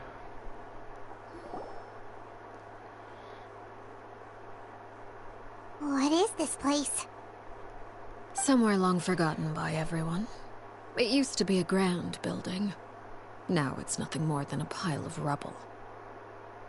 No one comes here anymore, nor does anyone care about what once happened here. Although, this place does have something to do with the story I'm about to tell you. It was before I became a Harbinger, and before Linny and the others joined the House of the Hearth. Due to certain events, I first killed Clairvy and then her mother. And this is where it all happened. You were the one that killed Clairvy? Why? Patience now. Allow me to explain Clairvy's side of the story first. I'll start from the beginning. Clairvy was 6 years old when she was brought by her mother, Crucibina, to live in the House of the Hearth. From the outside, it seemed like a fairy tale. A thriving family made up of kind adults and friendly children. Crucibina was the knave at that time, and the House of the Hearth was under her control. She was Clairvy's mother by blood, but she was also the mother to all the children in the house. Clairvy was happy here, for a time. But she quickly realized that being part of this family wasn't a fairy tale at all. It was a kind of purgatory. Purgatory? Exactly. The House of the Hearth takes in war orphans from all over Teyvat. But as for how to raise them, that depends entirely on the person in charge. Crucibina came up with a novel idea. She would teach the children to fight, force them to duel each other, and then crown as the king of the house the child who proved themselves most worthy of inheriting her title. It's difficult to estimate the number of children who died or were maimed in the process. There's little I can say about the ones who died. The ones that emerged with permanent injuries, on the other hand, well, they still served a purpose. They would be handed over to the doctor to be experimented on, or sent away on dangerous missions. Nothing more than tools to be used and then discarded. So those were the experiments Clairvy was talking about. But what actually happened to her? You said that Clairvy was Crucibina's daughter, so if Clairvy tried to convince her to stop what she was doing, Crucibina probably would have listened, right? Despite being Clairvy's mother, Crucibina cared little for her daughter. She forced Clairvy to join the House of the Hearth only as a means to demonstrate her own impartiality as a mother, to prove that she treated all her children equally. Clairvy did try to convince her mother to change her ways, but it was to no avail. After her efforts failed, the only other option was to rise up and try to fight back. Unfortunately, the other children had already been thoroughly indoctrinated into the illusion of happiness Crucibina had created. Of course, there was one exception. Someone Clairvy's age who knew the truth about the House of the Hearth. Her name was Peruere. Wait, the friend that Clairvy mentioned? Friend, huh? I suppose we can call her that for now. Clairvy was a cheerful and passionate person with a tenacious spirit. Peruere, on the other hand, was rather cold-blooded.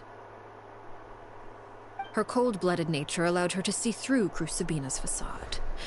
Yet, it was also this cold-bloodedness that prevented her from acting against it. At least at first. While Clairvy longed for freedom, Peruere was convinced that, amid all the fighting and violence, she would make it until the end. Despite their differences, the two became fast friends, united by their knowledge of the truth. Clairvy told Peruere that she hoped to create a real family, where no one would be killed or sacrificed. There may have been a certain naivete to her ideas, but Clairvy proved her determination many times over. She tried countless times to run away, ask for help, or expose the truth. But her efforts only earned her beating after beating. The only thing that kept her going was her strength of will. Even with her body racked with pain, she would still stand on her tiptoes and open the window at night. She and Peruere would look out at the moon together, a fierce longing for freedom shining in her eyes. But one day that light simply vanished. Oh no. What happened? Her hopelessness resulted from a culmination of things. 10 years had passed. 10 years worth of failure after failure. She and Peruere weren't children anymore, but finding any chance to escape still seemed as hopeless as ever. It was during this time that Peruere suggested a new plan. If escaping was out of the question, why not take down the very person sitting on top of this throne of lies? Mother herself. Clairvy rejected that proposal.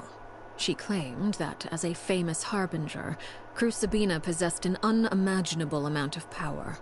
Trying to kill her would have an incredibly low chance of success. Clairvy never gave another reason, but Peruere could see it written all over her face. Clairvy still thought of Crucibina as her mother. Killing her own flesh and blood was a line she couldn't bring herself to cross. If she couldn't escape and fight back, then only one option remained. Precisely. Death was the only way that she felt she could be free. It happened during a duel. When she arrived at the dueling ring that day, her partner turned out to be none other than Peruere, the very person that had stood by her side all those years. It was a fierce battle. But ultimately, Clairvy decided to let Peruere end her life. Tragic. From that moment on, Paraware's journey was one written in flames. When the rain finally came and washed it all away, there she stood, the sole victor in Mother's endless game of slaughter. A trail of corpses strewn across her path to success. It was the very result she had predicted 10 years prior. Even then, she believed she would make it until the end. She wasn't surprised by the fact that she emerged as Mother's undisputed heir. Rather, her success left her with an inexplicable sense of restlessness. She was unsettled, and there was only one thing that could quell that sensation. Perhaps you two would like to take a guess as to what it was? Killing the person at the very top, baby. Crucibina, you mean? But... Correct. This is the place where Paraware killed. A mere year later, this is also the place where she fought tooth and nail to kill the mother they shared. The moment she acted, any conception of what was right or wrong ceased to matter. It's one of the principles of the house. Only those who survive get to write the rules. Paraware won the battle, and became a harbinger herself. After which Her Majesty, the Tsaritsa, bestowed upon her a new name. Arlecchino. So the Perry Clairvy was talking about...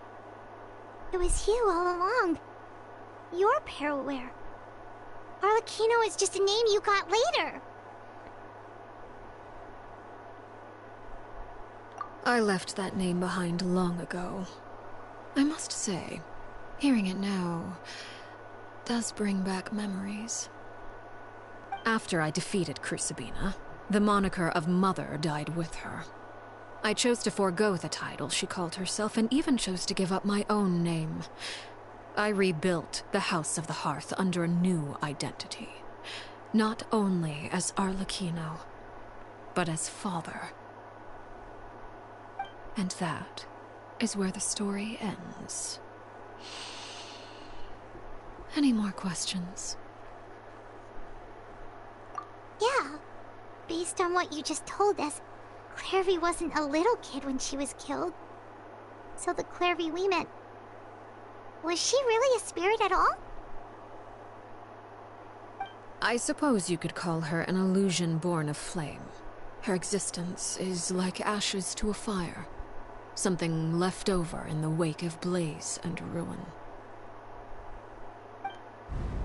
You see, a certain power runs through my veins. It's not unlike a curse. My flames leave behind shadows of anything they consume. Neat. Of course, the chances of those shadows morphing into a sentient entity are exceedingly slim. Clairvy is a very special case. Clairvy died when she was 16 years old, but what emerged from the flames was her 6-year-old self. Her appearance wasn't the only thing affected. Most of her memories were lost to the blaze as well. Memory is a mysterious thing indeed. Losing a portion of your memories will alter your sense of self. Lose 10 years' worth, however, and it would be like living in the past. Like returning to a version of yourself that never grew up. No wonder Paimon got such a weird feeling when we were talking to her. Perhaps I should put it this way. Clairvy is someone trapped in time. It may seem like she exists with us in the present, but she truly lives in the confines of her own past. So if all of that is true, then you must have known about Clairvy for a long time. Indeed. She's a rather volatile and unstable entity. Sometimes she would look after the children. She's even saved some of their lives. But other times, she would hide from me and become obsessed with revealing the truth about the house to anyone who will listen. Shadows don't have the capacity to learn or grow. Any new information they encounter is quickly forgotten over time. Your attempts to expose Clairvy to sunlight, they failed, yes? The reason is actually quite simple. In Clairvy's mind, the house is impossible to escape, and it is this very perception that traps her there. But no matter. All I have to do is kill her again, and all will be resolved. I don't anticipate so much as a single speck of ash will be left behind this time. Wait! I can understand why you might want her gone, but isn't there another way? So what if she's trapped in her 6-year-old self? She's still your friend! At least talk to her first! It's too late for that. She broke the rules, and now she must be punished. That goes for Filial and Nantoy as well. She's had quite the effect on them. I hope you understand. The difference between Crucibina and myself lies in our formulation of the rules, not our policy for enforcing them. Upholding the rules without question is a trait we both share, because that is how a household should be run.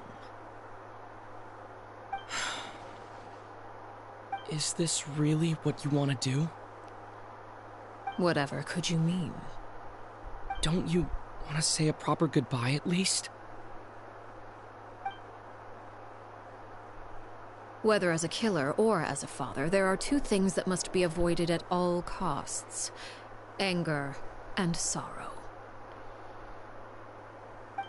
Anger makes you impulsive. Sorrow causes you to waver.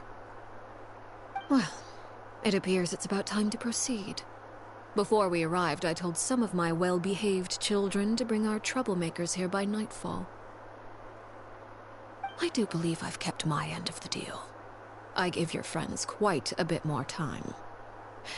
As for what happens now, we'll just have to wait and see. Whoa.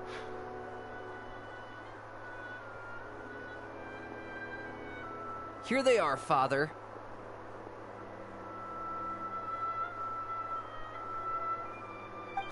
You gonna execute him? Seeing something like that would actually be a first for me. Lenny! I'm sorry. I heard about how you helped buy us more time. But I still failed. I couldn't find a way to fulfill her wish. Huh? Are you... Perry? Indeed, it's been a while, Clairvy. Perry! Shh. Stay right there. I'm sorry to postpone our reunion, but first I believe certain scores need settling.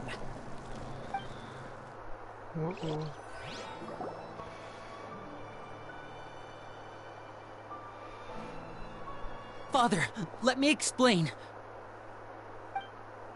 Out of my way. Father! You chose to conceal a threat to the house, and for that, you must be punished. Overall, however, I suppose your wrongdoing is hardly the most egregious of the bunch, so I'll deal with your punishments later. As for right now, the more pressing concerns are the traitors among us. By traitors? Do you mean us? Father, let me explain. We didn't mean to... Fultz, why don't you share what you heard? Yes, Father. Secret Midnight Meeting number 3. Participants: Filial, Nantoy, Sato, Toddy. Nantoy clearly said, if only Father wasn't the one who took us in. Sato added, I'm sick of this life. I just want to live as a normal person. Filial was the worst of them all. She called us crazies and said a bunch of mean things about Father. Fultz, you butthole. I did not! Now, what did I say about lying? You're lying! Fultz is trying to frame us. It's not like I'm the only one who heard those things. After that, you and Toddy and a bunch of other people started talking about Clairvy. You were using all those things Clairvy brought up as an excuse to question Father. We're birds locked in a cage. The only way out is to destroy it. That's what you said, wasn't it? Oh, snap. You little. You just want me gone, don't you? What did I ever do to you, huh? And you, Sheplo, have you forgotten who stood by your sickbed, watched over you, and changed your dressings? Come on, let's hear it then. What's your reason for all this?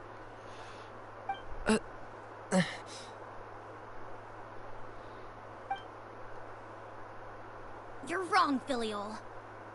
We don't want you to die. You're our family.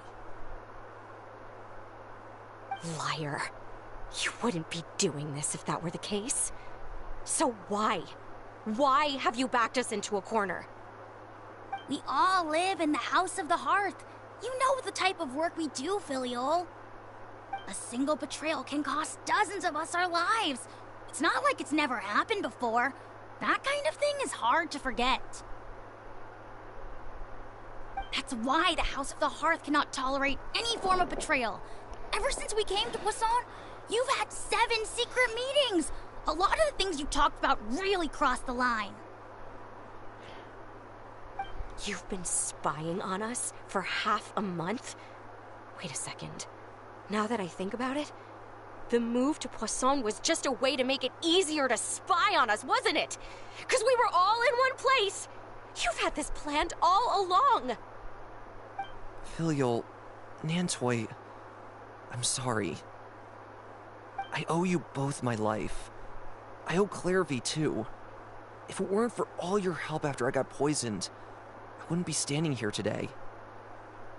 If this were any other situation, I would do anything to repay that kindness, even if it cost me my life. But rules are rules. I'm sorry. My hands are tied. Yip yap. Why? Why? That's enough, Filial. We made a mistake, and we should own up to it. We broke the rules, plain and simple. And now we have to face the consequences. I'm sorry, Chapleau. Fultz. I'm sorry, Father. We accept our punishment. Chapleau, according to the rules of the House of the Hearth, how should these traitors be punished? All those who betray the house pay with their lives. And so it shall be.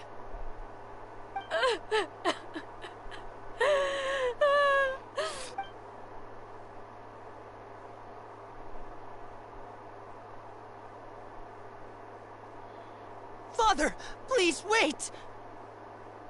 Something you want to say, Linny? Please reconsider, Father. What Filial and the others did, does it really count as betrayal? We all come from broken families.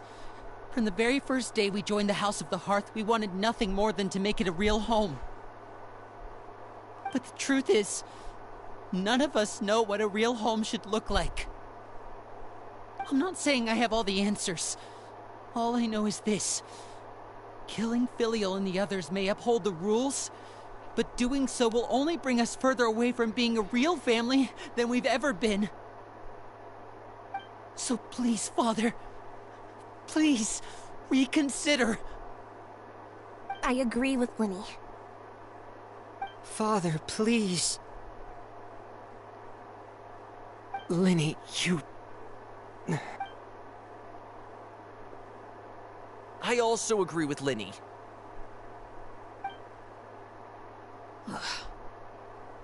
An order once given cannot be rescinded.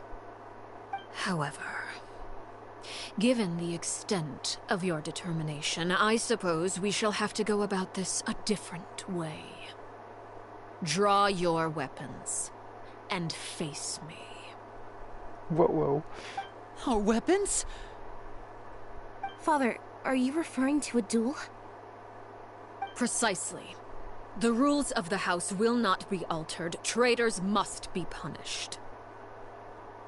However, resolving disputes with a duel is also one of our rules, one that also applies to me. Demonstrate a sufficient showing of strength, and I shall offer a concession. Wait. Beat Father in a duel? Impossible. Father is way too strong, even for Lenny.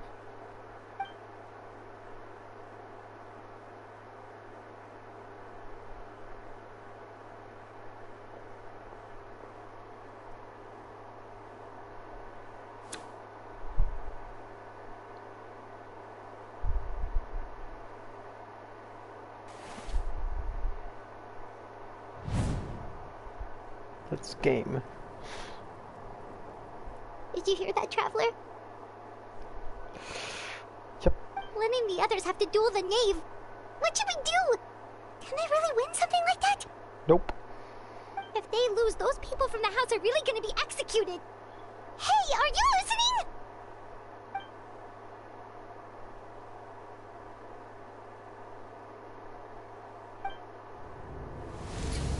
Don't you want to say a proper goodbye at least? Anger makes you impulsive. Sorrow causes you to waver.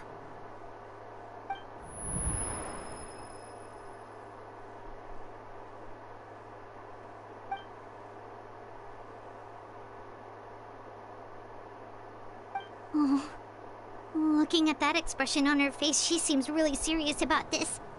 Guess that means there's no chance she's throwing the duel on purpose, huh?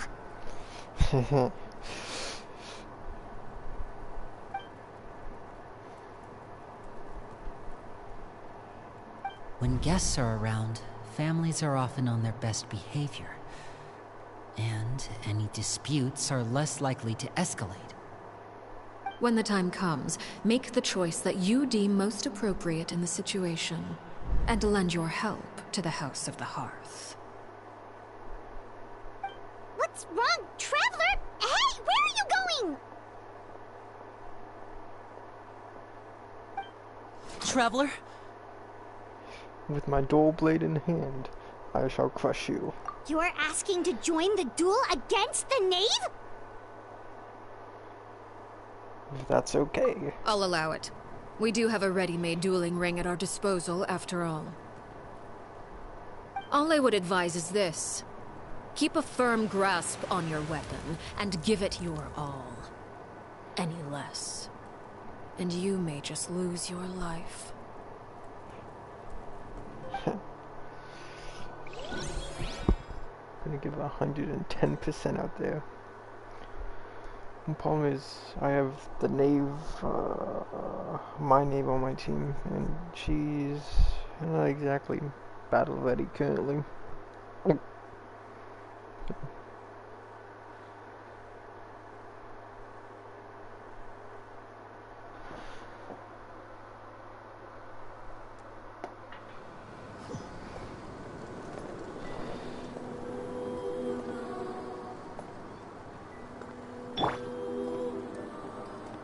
Closer now.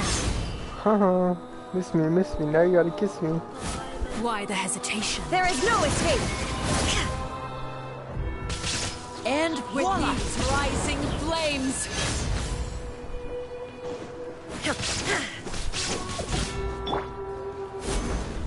This is order. Grow! Share my knowledge! She's not that good of a team, and I don't gotta kill her. Yeah, you alright?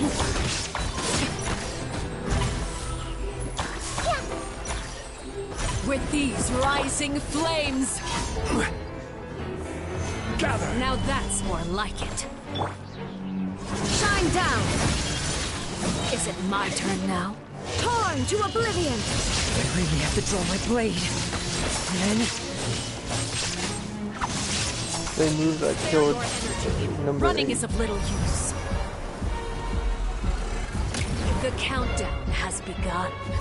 Have a taste of purgatory. Watch out for Father's movements! Spare your energy. Running is a bridge. I will have order.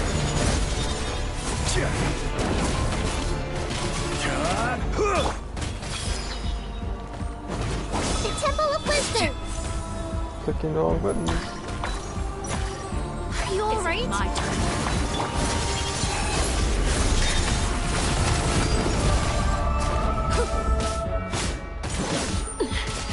Commendable. Who's next?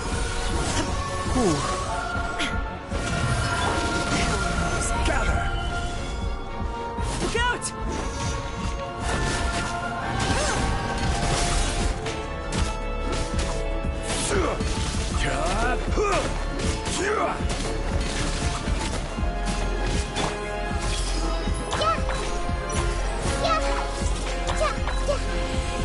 With these Watch out for Father's flames. movements! This is order. Solidify!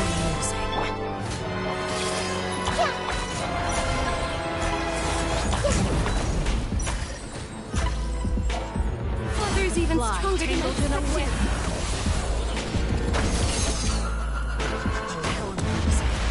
With these rising flames. Help! Who's next? Lasts forever. Join I'm freaking out. With these rising flames. Get in gear! Wait, did everyone just... Oh. Kill me. Kill Zhongli, please. Not even bedrock can be Who's next?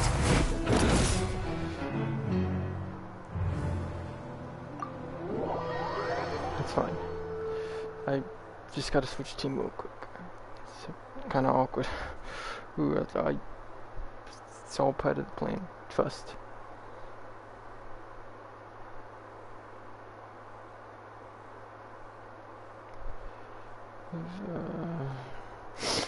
I do want to do with Arlecchino, the knave, whatever, but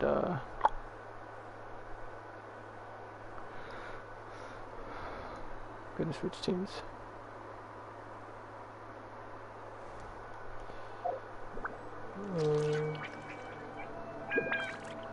I'm gonna.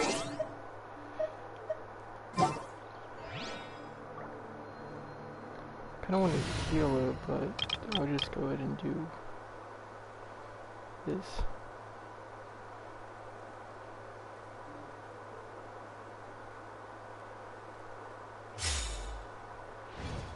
Doesn't have a healer, but it should still be fine. And Zhongli's like at half health. I don't have to go through all that dialogue again. Father, let me explain. Out of my way. Father! You chose to conceal a threat to the house. And for that, overall, By trade. Father, let me explain. We didn't. faults. Yes, Father. Secret midnight meeting. Nandoy clearly. Sato at Filial was the worst of them all. I did not. You're. It's not like a whimper. You little.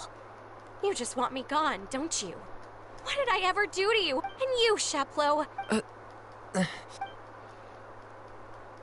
You're wrong, Filial.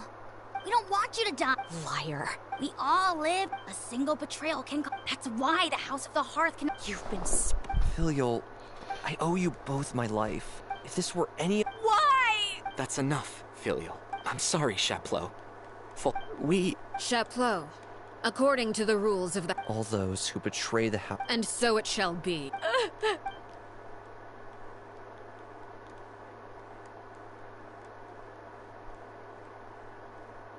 Father, please wait! Something you want to... Please we all come from but the Hopefully truth I don't is, lose this time. none of us know what a real home... I'm not saying I have all... So please, Father. I agree with Linny. Father, please. Linny. I also agree with Linny. An order once... However... A weapon? Father, are you referring to... Precisely. However, resolving disputes with a duel is also one of our rules, one that also applies to me. Demonstrate a sufficient showing of... Wait. Impossible.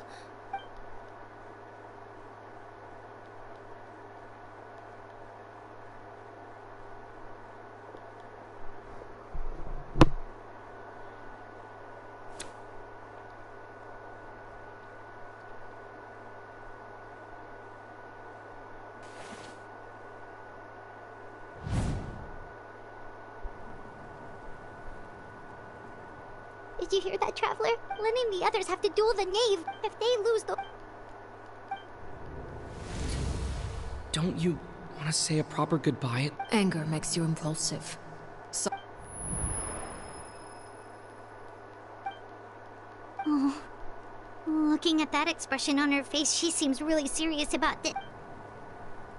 When guests are around, families are often on their best. When the time comes, make the choice that you deem most appropriate in the situation, and lend your help. What's wrong, Traveler? Hey, where are you going? Traveler? You're asking to join the duel against the knave?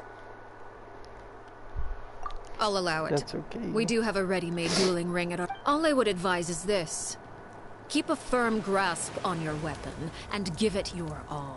Things are getting heated Any up. less, and you may just lose your life. Tired. Lost it once. Ain't no way it's gonna happen twice.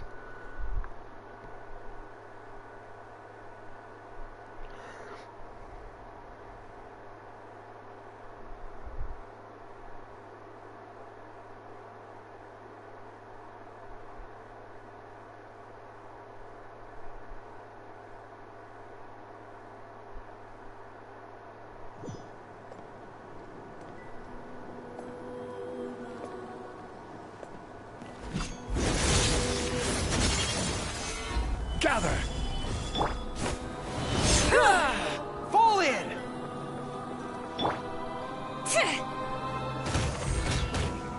And voila! With these rising flames,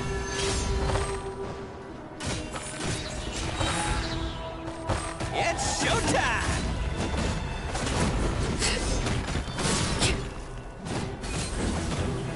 now that's... Father's even stronger than I expected.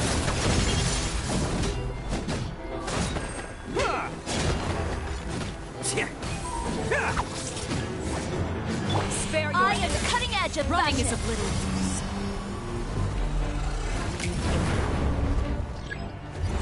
Have a taste of her. Try to pace yourself.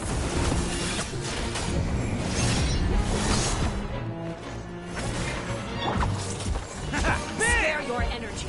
Running is of little use. Rally!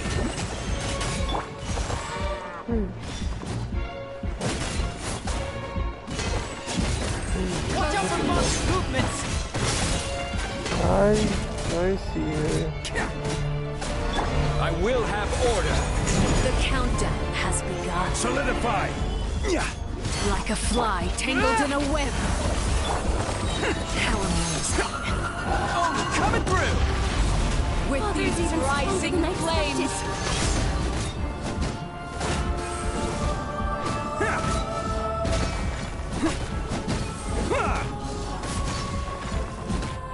This is the strongest guy I have. With these rising flames. How amusing.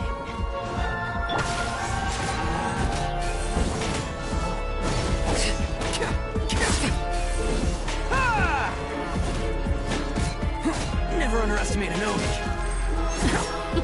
Can't catch me. Look at you. Trapped like a bunch of helpless. Now's our chance.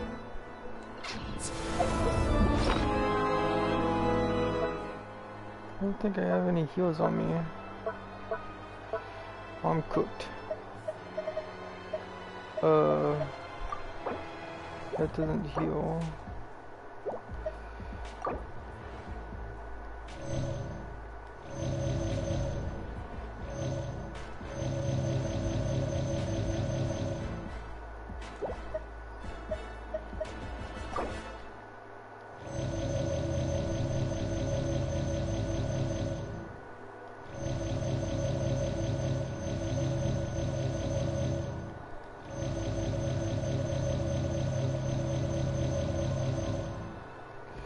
till they get full.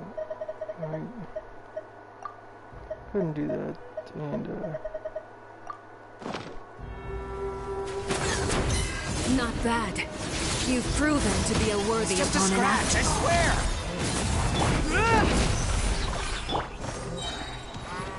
Stabilize.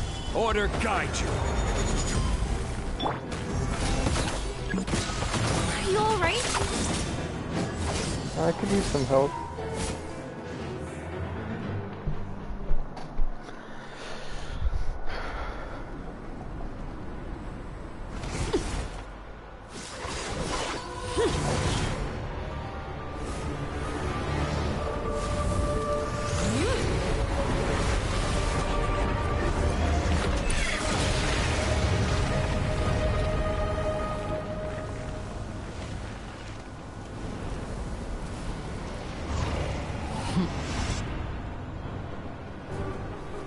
Side of two worlds.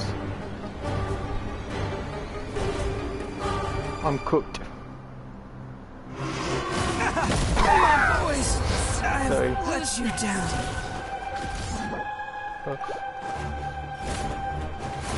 Scrub this coat.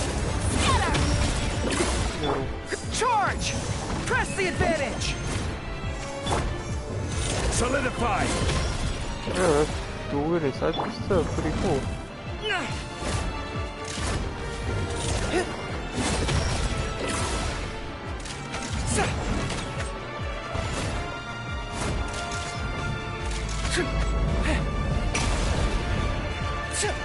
Now's our chance. Your punishment made manifest. That's did a lot of damage. Follow my lead!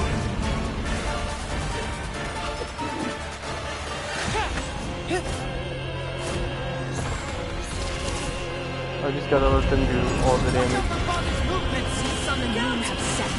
Only ruin remains. All words fixed. What? Who's next? Oh, I'm cooked.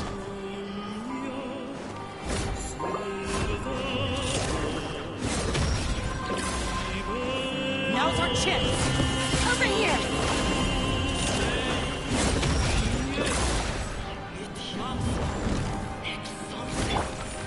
Gather.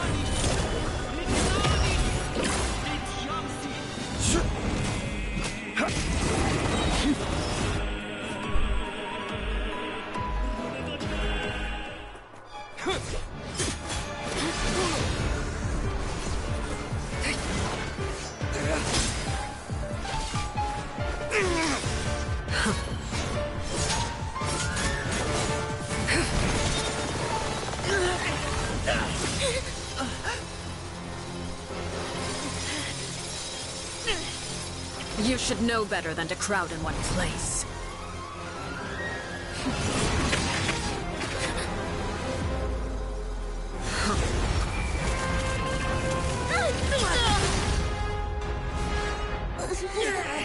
Oh, I know. Now!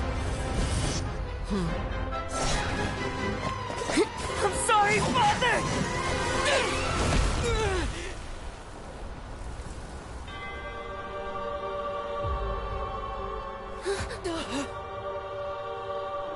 Sorry for what? This pitiful excuse for an attack.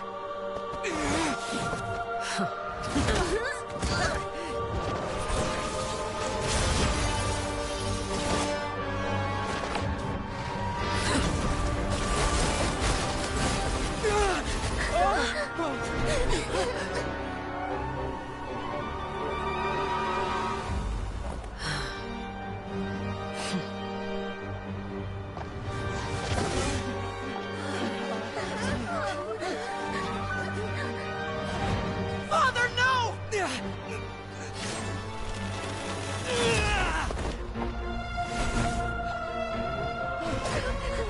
Made it out, did you?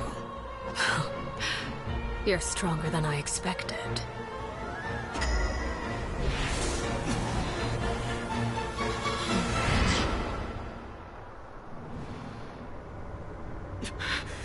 A crimson moon? I can't move.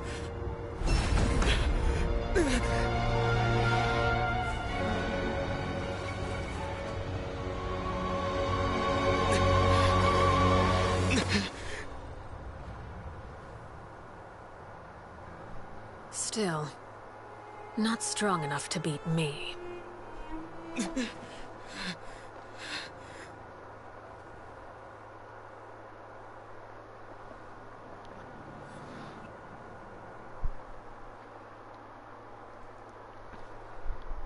I just got put in my place.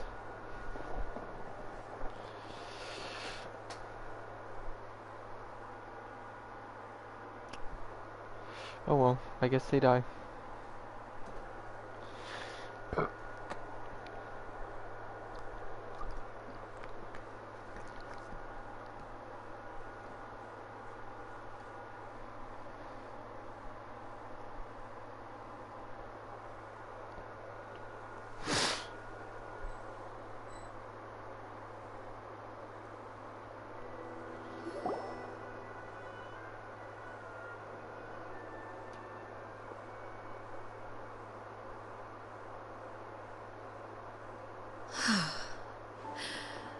I believe we can end things here. It's not often that we get to enjoy the company of guests, after all. We wouldn't want things to get too out of hand.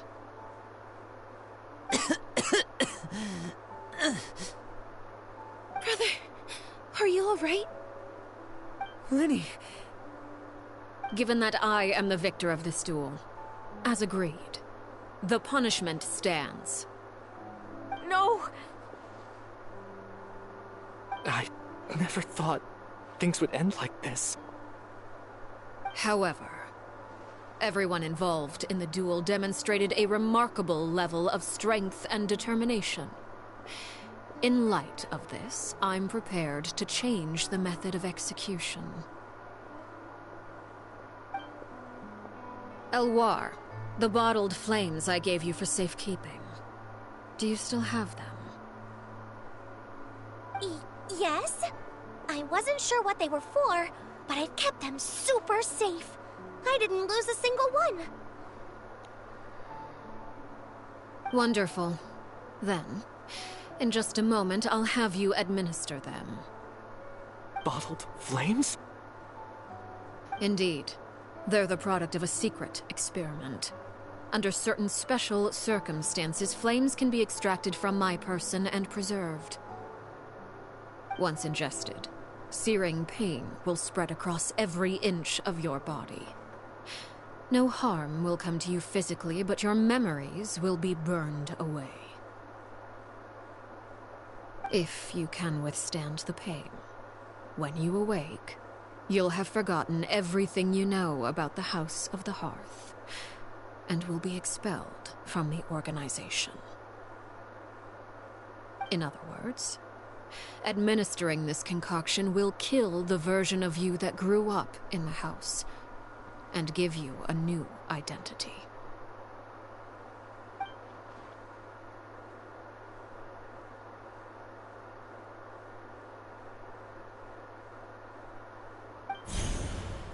Memory is a mysterious thing indeed.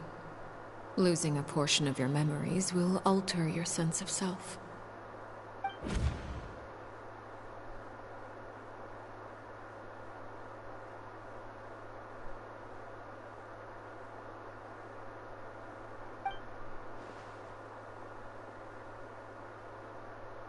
So, you're just letting us go, Father? You misunderstand. Memories are extremely important. Once consumed by flame, the version of you standing before me will die, and our secrets will die with you. So no, I don't intend to just let you go, because the person who survives will be nothing but a stranger. Even so, I won't have to live in fear anymore. I'm sorry, Father. I'm sorry I let you down. But I really... Don't cry, Filial. You haven't left the house yet, so there are still rules to be followed, yes? Remember what I taught you. Anger makes you impulsive, sorrow causes you to waver. Don't let yourself be controlled by your emotions. Of course. I'll remember. Dry your tears, and go pursue the life you really want. Yes, Father. Chaplot, Fultz, Elwar. Take them back to Poisson. And bring Linny and the others as well. I prepared 3 extra vials of bottled flames. As for whether to take them, the choice is yours. Goodbye, children.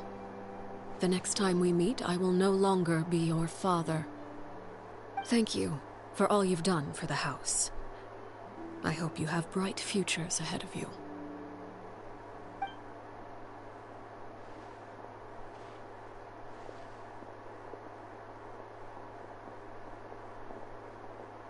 Father. Let's go.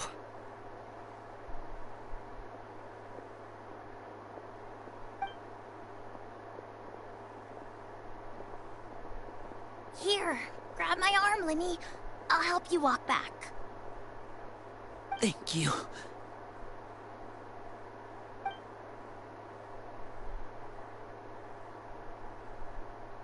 Clairvy.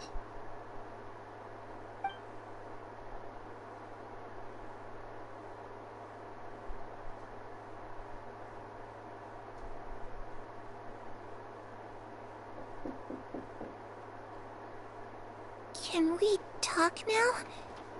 I've been waiting for a super long time.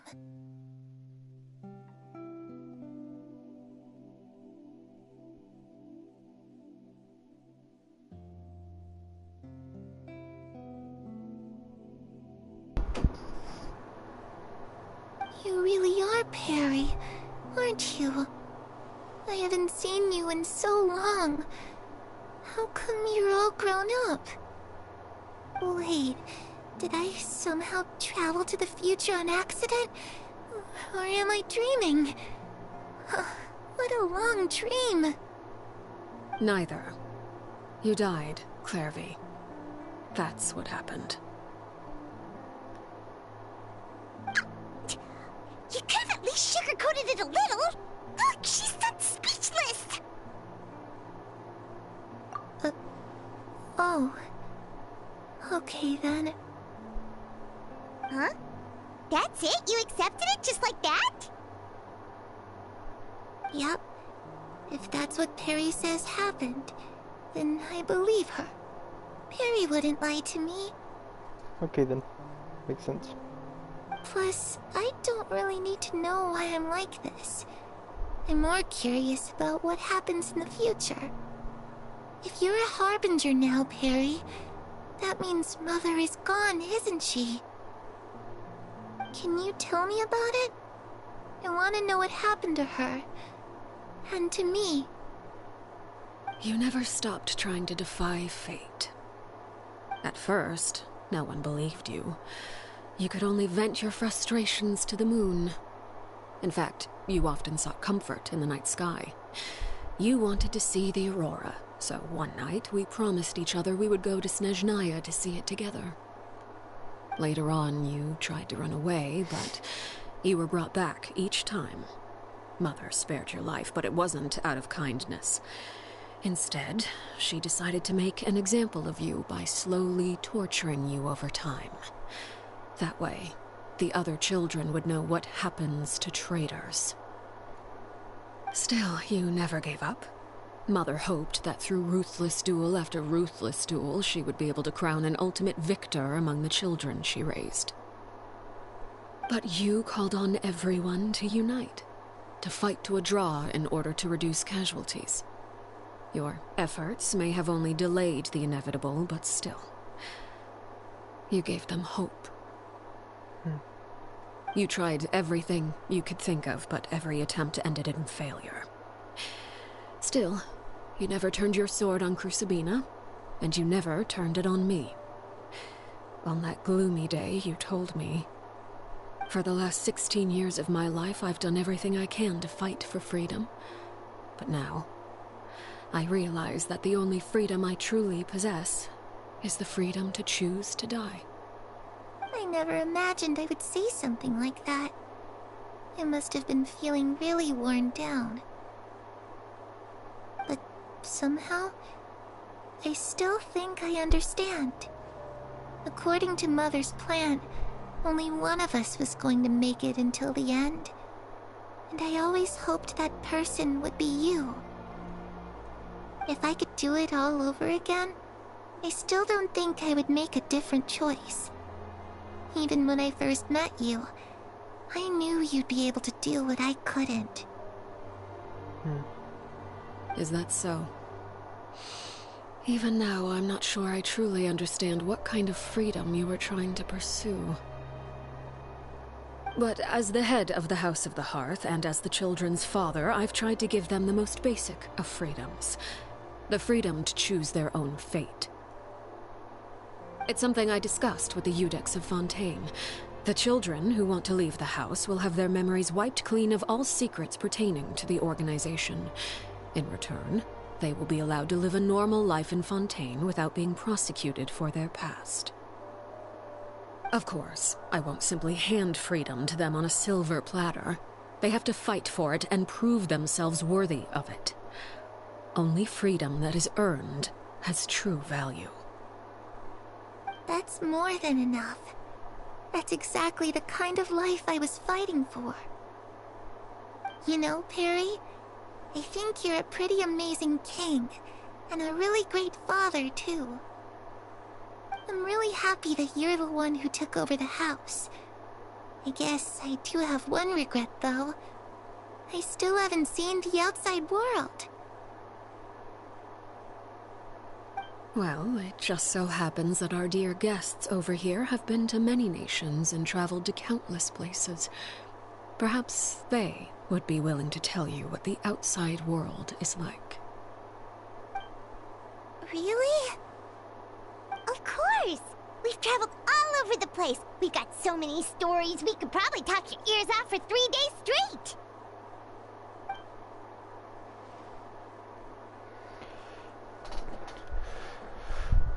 Talk about animation of You know, I used to dream of being a bard. Playing the lute while singing into the winds of freedom. Even if there was no one there to listen, I would have continued to sing no matter what.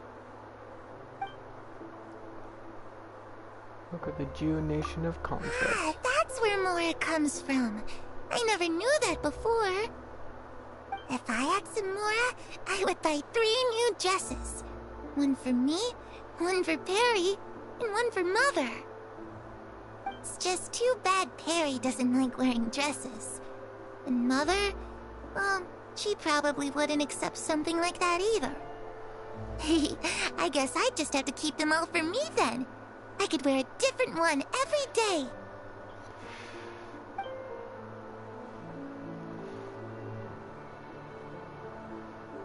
Talk about the Electro Nation of Eternity. Those yokai you mentioned, what do they look like? I once saw a drawing of this one guy with horns on his head and a super scary face. Are there any yokai like that? He's my favorite yokai. He just got his butt kicked against father. Oh, sounds like you're talking about an Oni.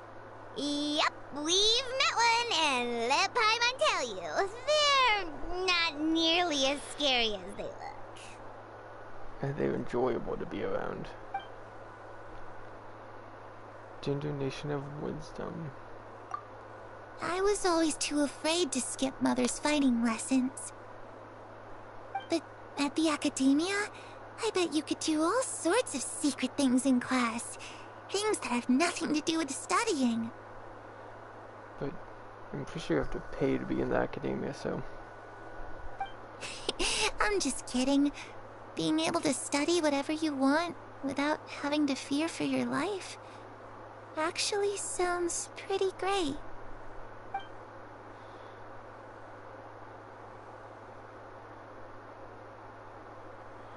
The situation was super dangerous. Lenny and Lynette were accused of committing a crime, and they were going to have to stand trial at the Opera Epicles. Oh no! That must have been hard for all of you. What happened next? Don't worry, we were able to turn the situation around super quickly. All thanks to Detective Paimon, of course. How'd you do that? Come on, tell me. Ahem. Okay, so it was like this. After the failed magic show, we rushed to the scene and...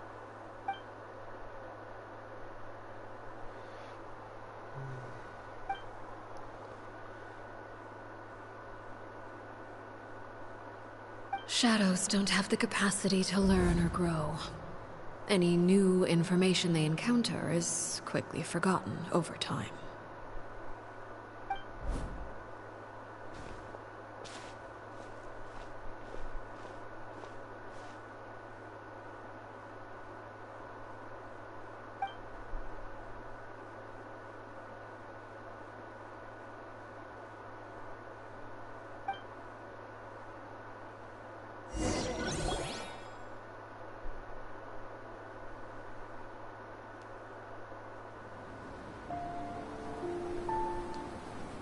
Clairvy, you've worked tirelessly from the shadows to overthrow the House of the Hearth. Now, by my authority as the Knave, I shall announce how this matter ends. You are hereby expelled from the House of the Hearth. You are no longer tied to this place, nor are you bound by its rules. You're saying that I can finally leave? I get to experience the outside world as well?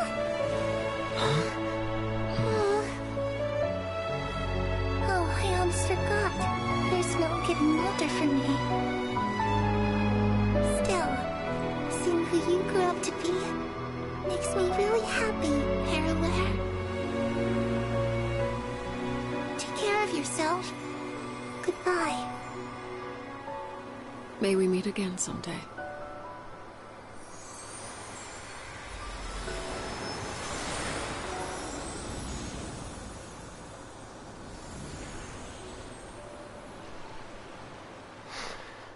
Clairvy. Tear to my eye. She left so soon. Paimon didn't even get to finish her story. I also have certain sentiments left unsaid. I wanted to tell her that the aurora I saw in Snezhnaya was just as beautiful as the ones in the pictures. But a shadow's memories reset at dawn. Had we delayed any longer, we wouldn't have had the time to say goodbye. Whatever regrets may linger, let them be lost to the coming of a new day. Father? It's Lyney! Hey, Lyney!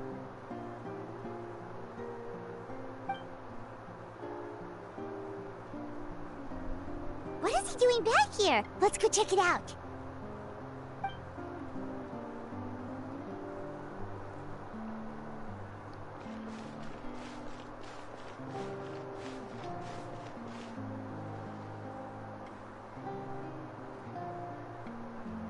Father, the bottled flames have been administered.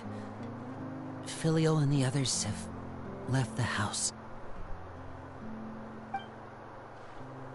And you? What have you decided? Thank you for giving us that choice, Father. But we never wanted to leave the house. It's the only home we've ever known. Lynette and Fremine feel the same way. They're recuperating back at the Hotel Bouffe d'Été. But I decided to come back and tell you where we stood. I'm sure you're well aware of the expectations I have for you. I want you to follow in my footsteps and become the next king of the house. Yet you seem to have different ideas. I must admit, I'm rather surprised by your decision to stay. There's nothing wrong with choosing to live a quiet life. Leading this organization is a heavy responsibility, one not so easily carried by someone forced onto the throne. I just never understood what you saw in me. What made you believe I was deserving of that throne? You're brave, talented, and, most importantly, you cherish your family. You would do anything to protect them, even if it costs you your life.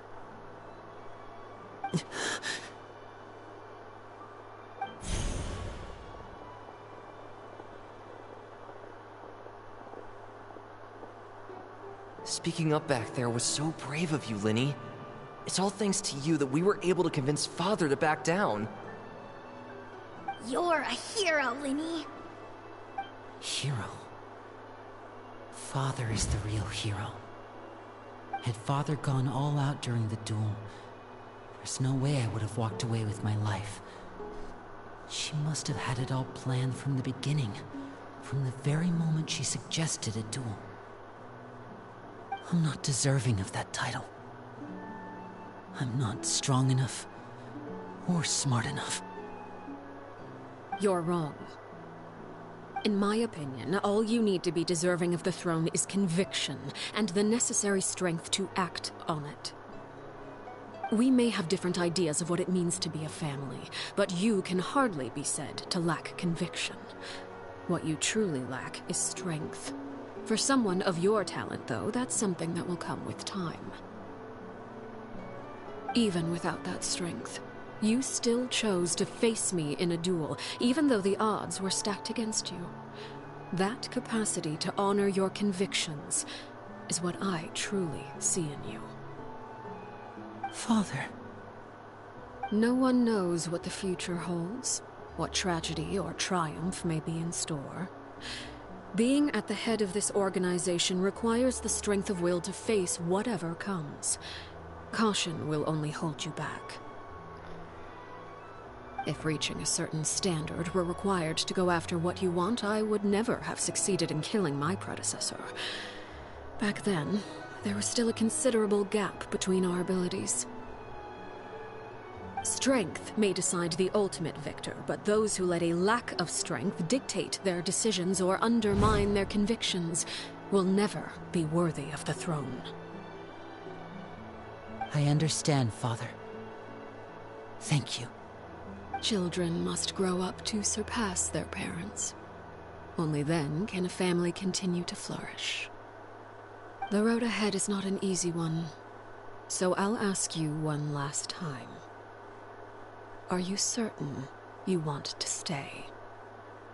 Yes. You've done so much for me, Father, and that kindness must be repaid. Plus, with Project Stuja at hand, there are many dangers ahead, and I, for one, don't intend to back down. Protecting my family at all costs, that's my conviction. Then you're welcome to stay. As for Project Stuja, you need not be too concerned. If those cowardly businessmen and heartless dignitaries try to take us down, I'm prepared to teach them a lesson. Having members who longed for the light was our organization's last weakness. With those members no longer among our ranks, the House of the Hearth is like a spider hiding in the shadows. We need only wait for our prey to come to us. At present, our imperative is to use their plan to our advantage. In doing so, a crimson moon shall rise amid the frigid blizzards of winter. No demonstration of loyalty shall go unrewarded, and no sacrifice shall be in vain.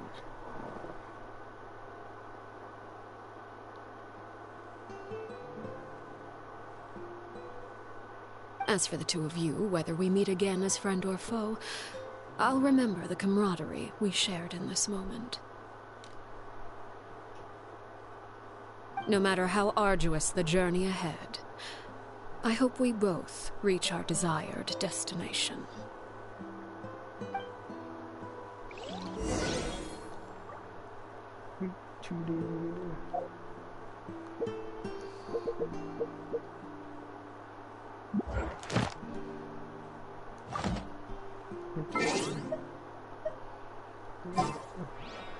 Osmanthus wine I taste. want to put back on Arlecchino.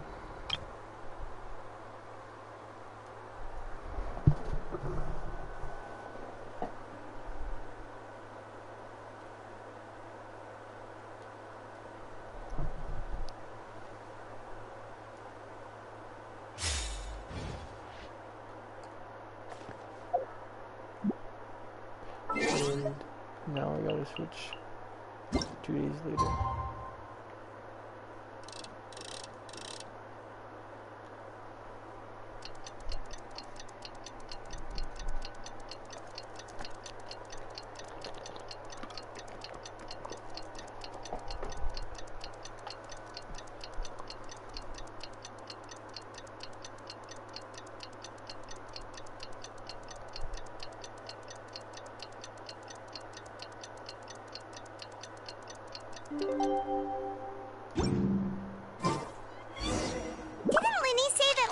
Fremine were recovering at the Hotel Bouffe d'été? Oh, Paimon wonders how they're doing. Maybe we should go check on them. I think that's a great idea.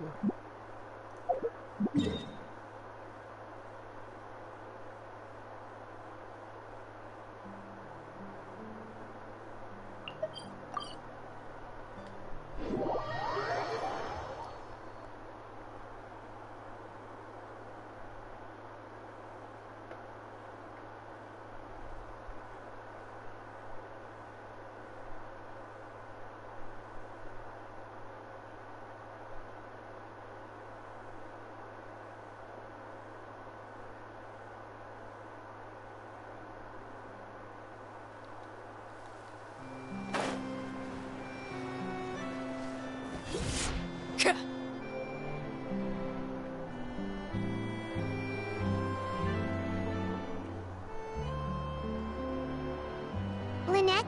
Fremine? How are you feeling? Much better. Whew, what a relief! What about you? Are you feeling alright? What does that mean? I'm right as rain. I knew you'd come out unscathed. Us, on the other hand, well, we've been bedridden for 2 days. I couldn't even turn over. Oh, and I wanted to ask, is Clairvy gone? Linny and the other members have left Poisson and returned to the House of the Hearth. According to him, there haven't been any more sightings of a spirit roaming the house. I see. I'm glad. Father came to check up on us 2 days ago and told us about what happened with Crucibina and Clairvy. Actually, I've met Crucibina before. Wait, what? You've met the former knave? Crucibina died a year after Clairvy. It was during the year between their deaths that I joined the House of the Hearth. Crucibina had an extremely cruel and radical way of doing things. While she was alive, the atmosphere in the house was suffocating. When I joined, though, the experiment she valued so much had already come to an end, and all the people involved, dead and injured alike, were gone. Crucibina never talked about the past with us newcomers. A couple of months after I joined, Father killed Crucibina and burned all her files. With that, the names of all the people subjected to her experiments, Clairvy included, were lost to the flames, along with the painful memories they represented. Father took in Lenny and me a couple months after that, but she never mentioned anything about Crucibina or Clairvy. It really seems like something she was planning to keep to herself. The last time you talked to her, did she mention why she kept it a secret for so long? She said she didn't want us to be affected by the darkness of the past. She was worried we'd develop a false sense of gratitude towards her if we knew about it. The foundation of a family should be free of any corrupting influence. Whatever happened in the past, it has nothing to do with who we are now. And that's what Father told us in the end. But I still thanked her for everything. It was only after hearing about what Crucibina did that I finally realized how insignificant our lives could have been. The members of the house meant nothing to her. To say that she valued them in any way even just as a tool, would probably be giving her too much credit. If Father hadn't taken over the House of the Hearth, I probably would have already... Father rarely brings up the fact that she saved us. She doesn't believe that being indebted to her should be what ties us together. But even if we didn't owe her anything, we would still choose to stay. Because this is our home. We may have arguments or times when we feel wronged. Some people may even choose to leave. But as long as Father is here, we will always have a home. Whether the path before us is bathed in sunlight or shrouded in shadow, we'll follow Father wherever she chooses to go. So I wanted to say thank you for helping us make it through this crisis. Without your help, we could have lost a lot more along the way. No problem. Oh, we didn't do anything, really.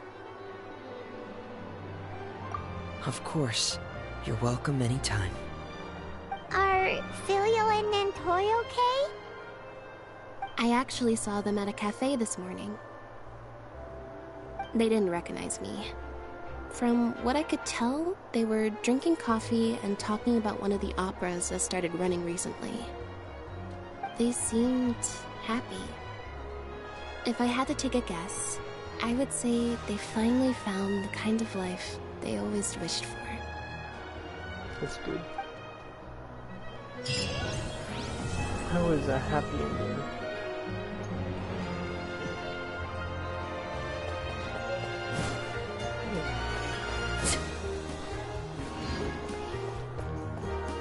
Got a 5. I know what game is.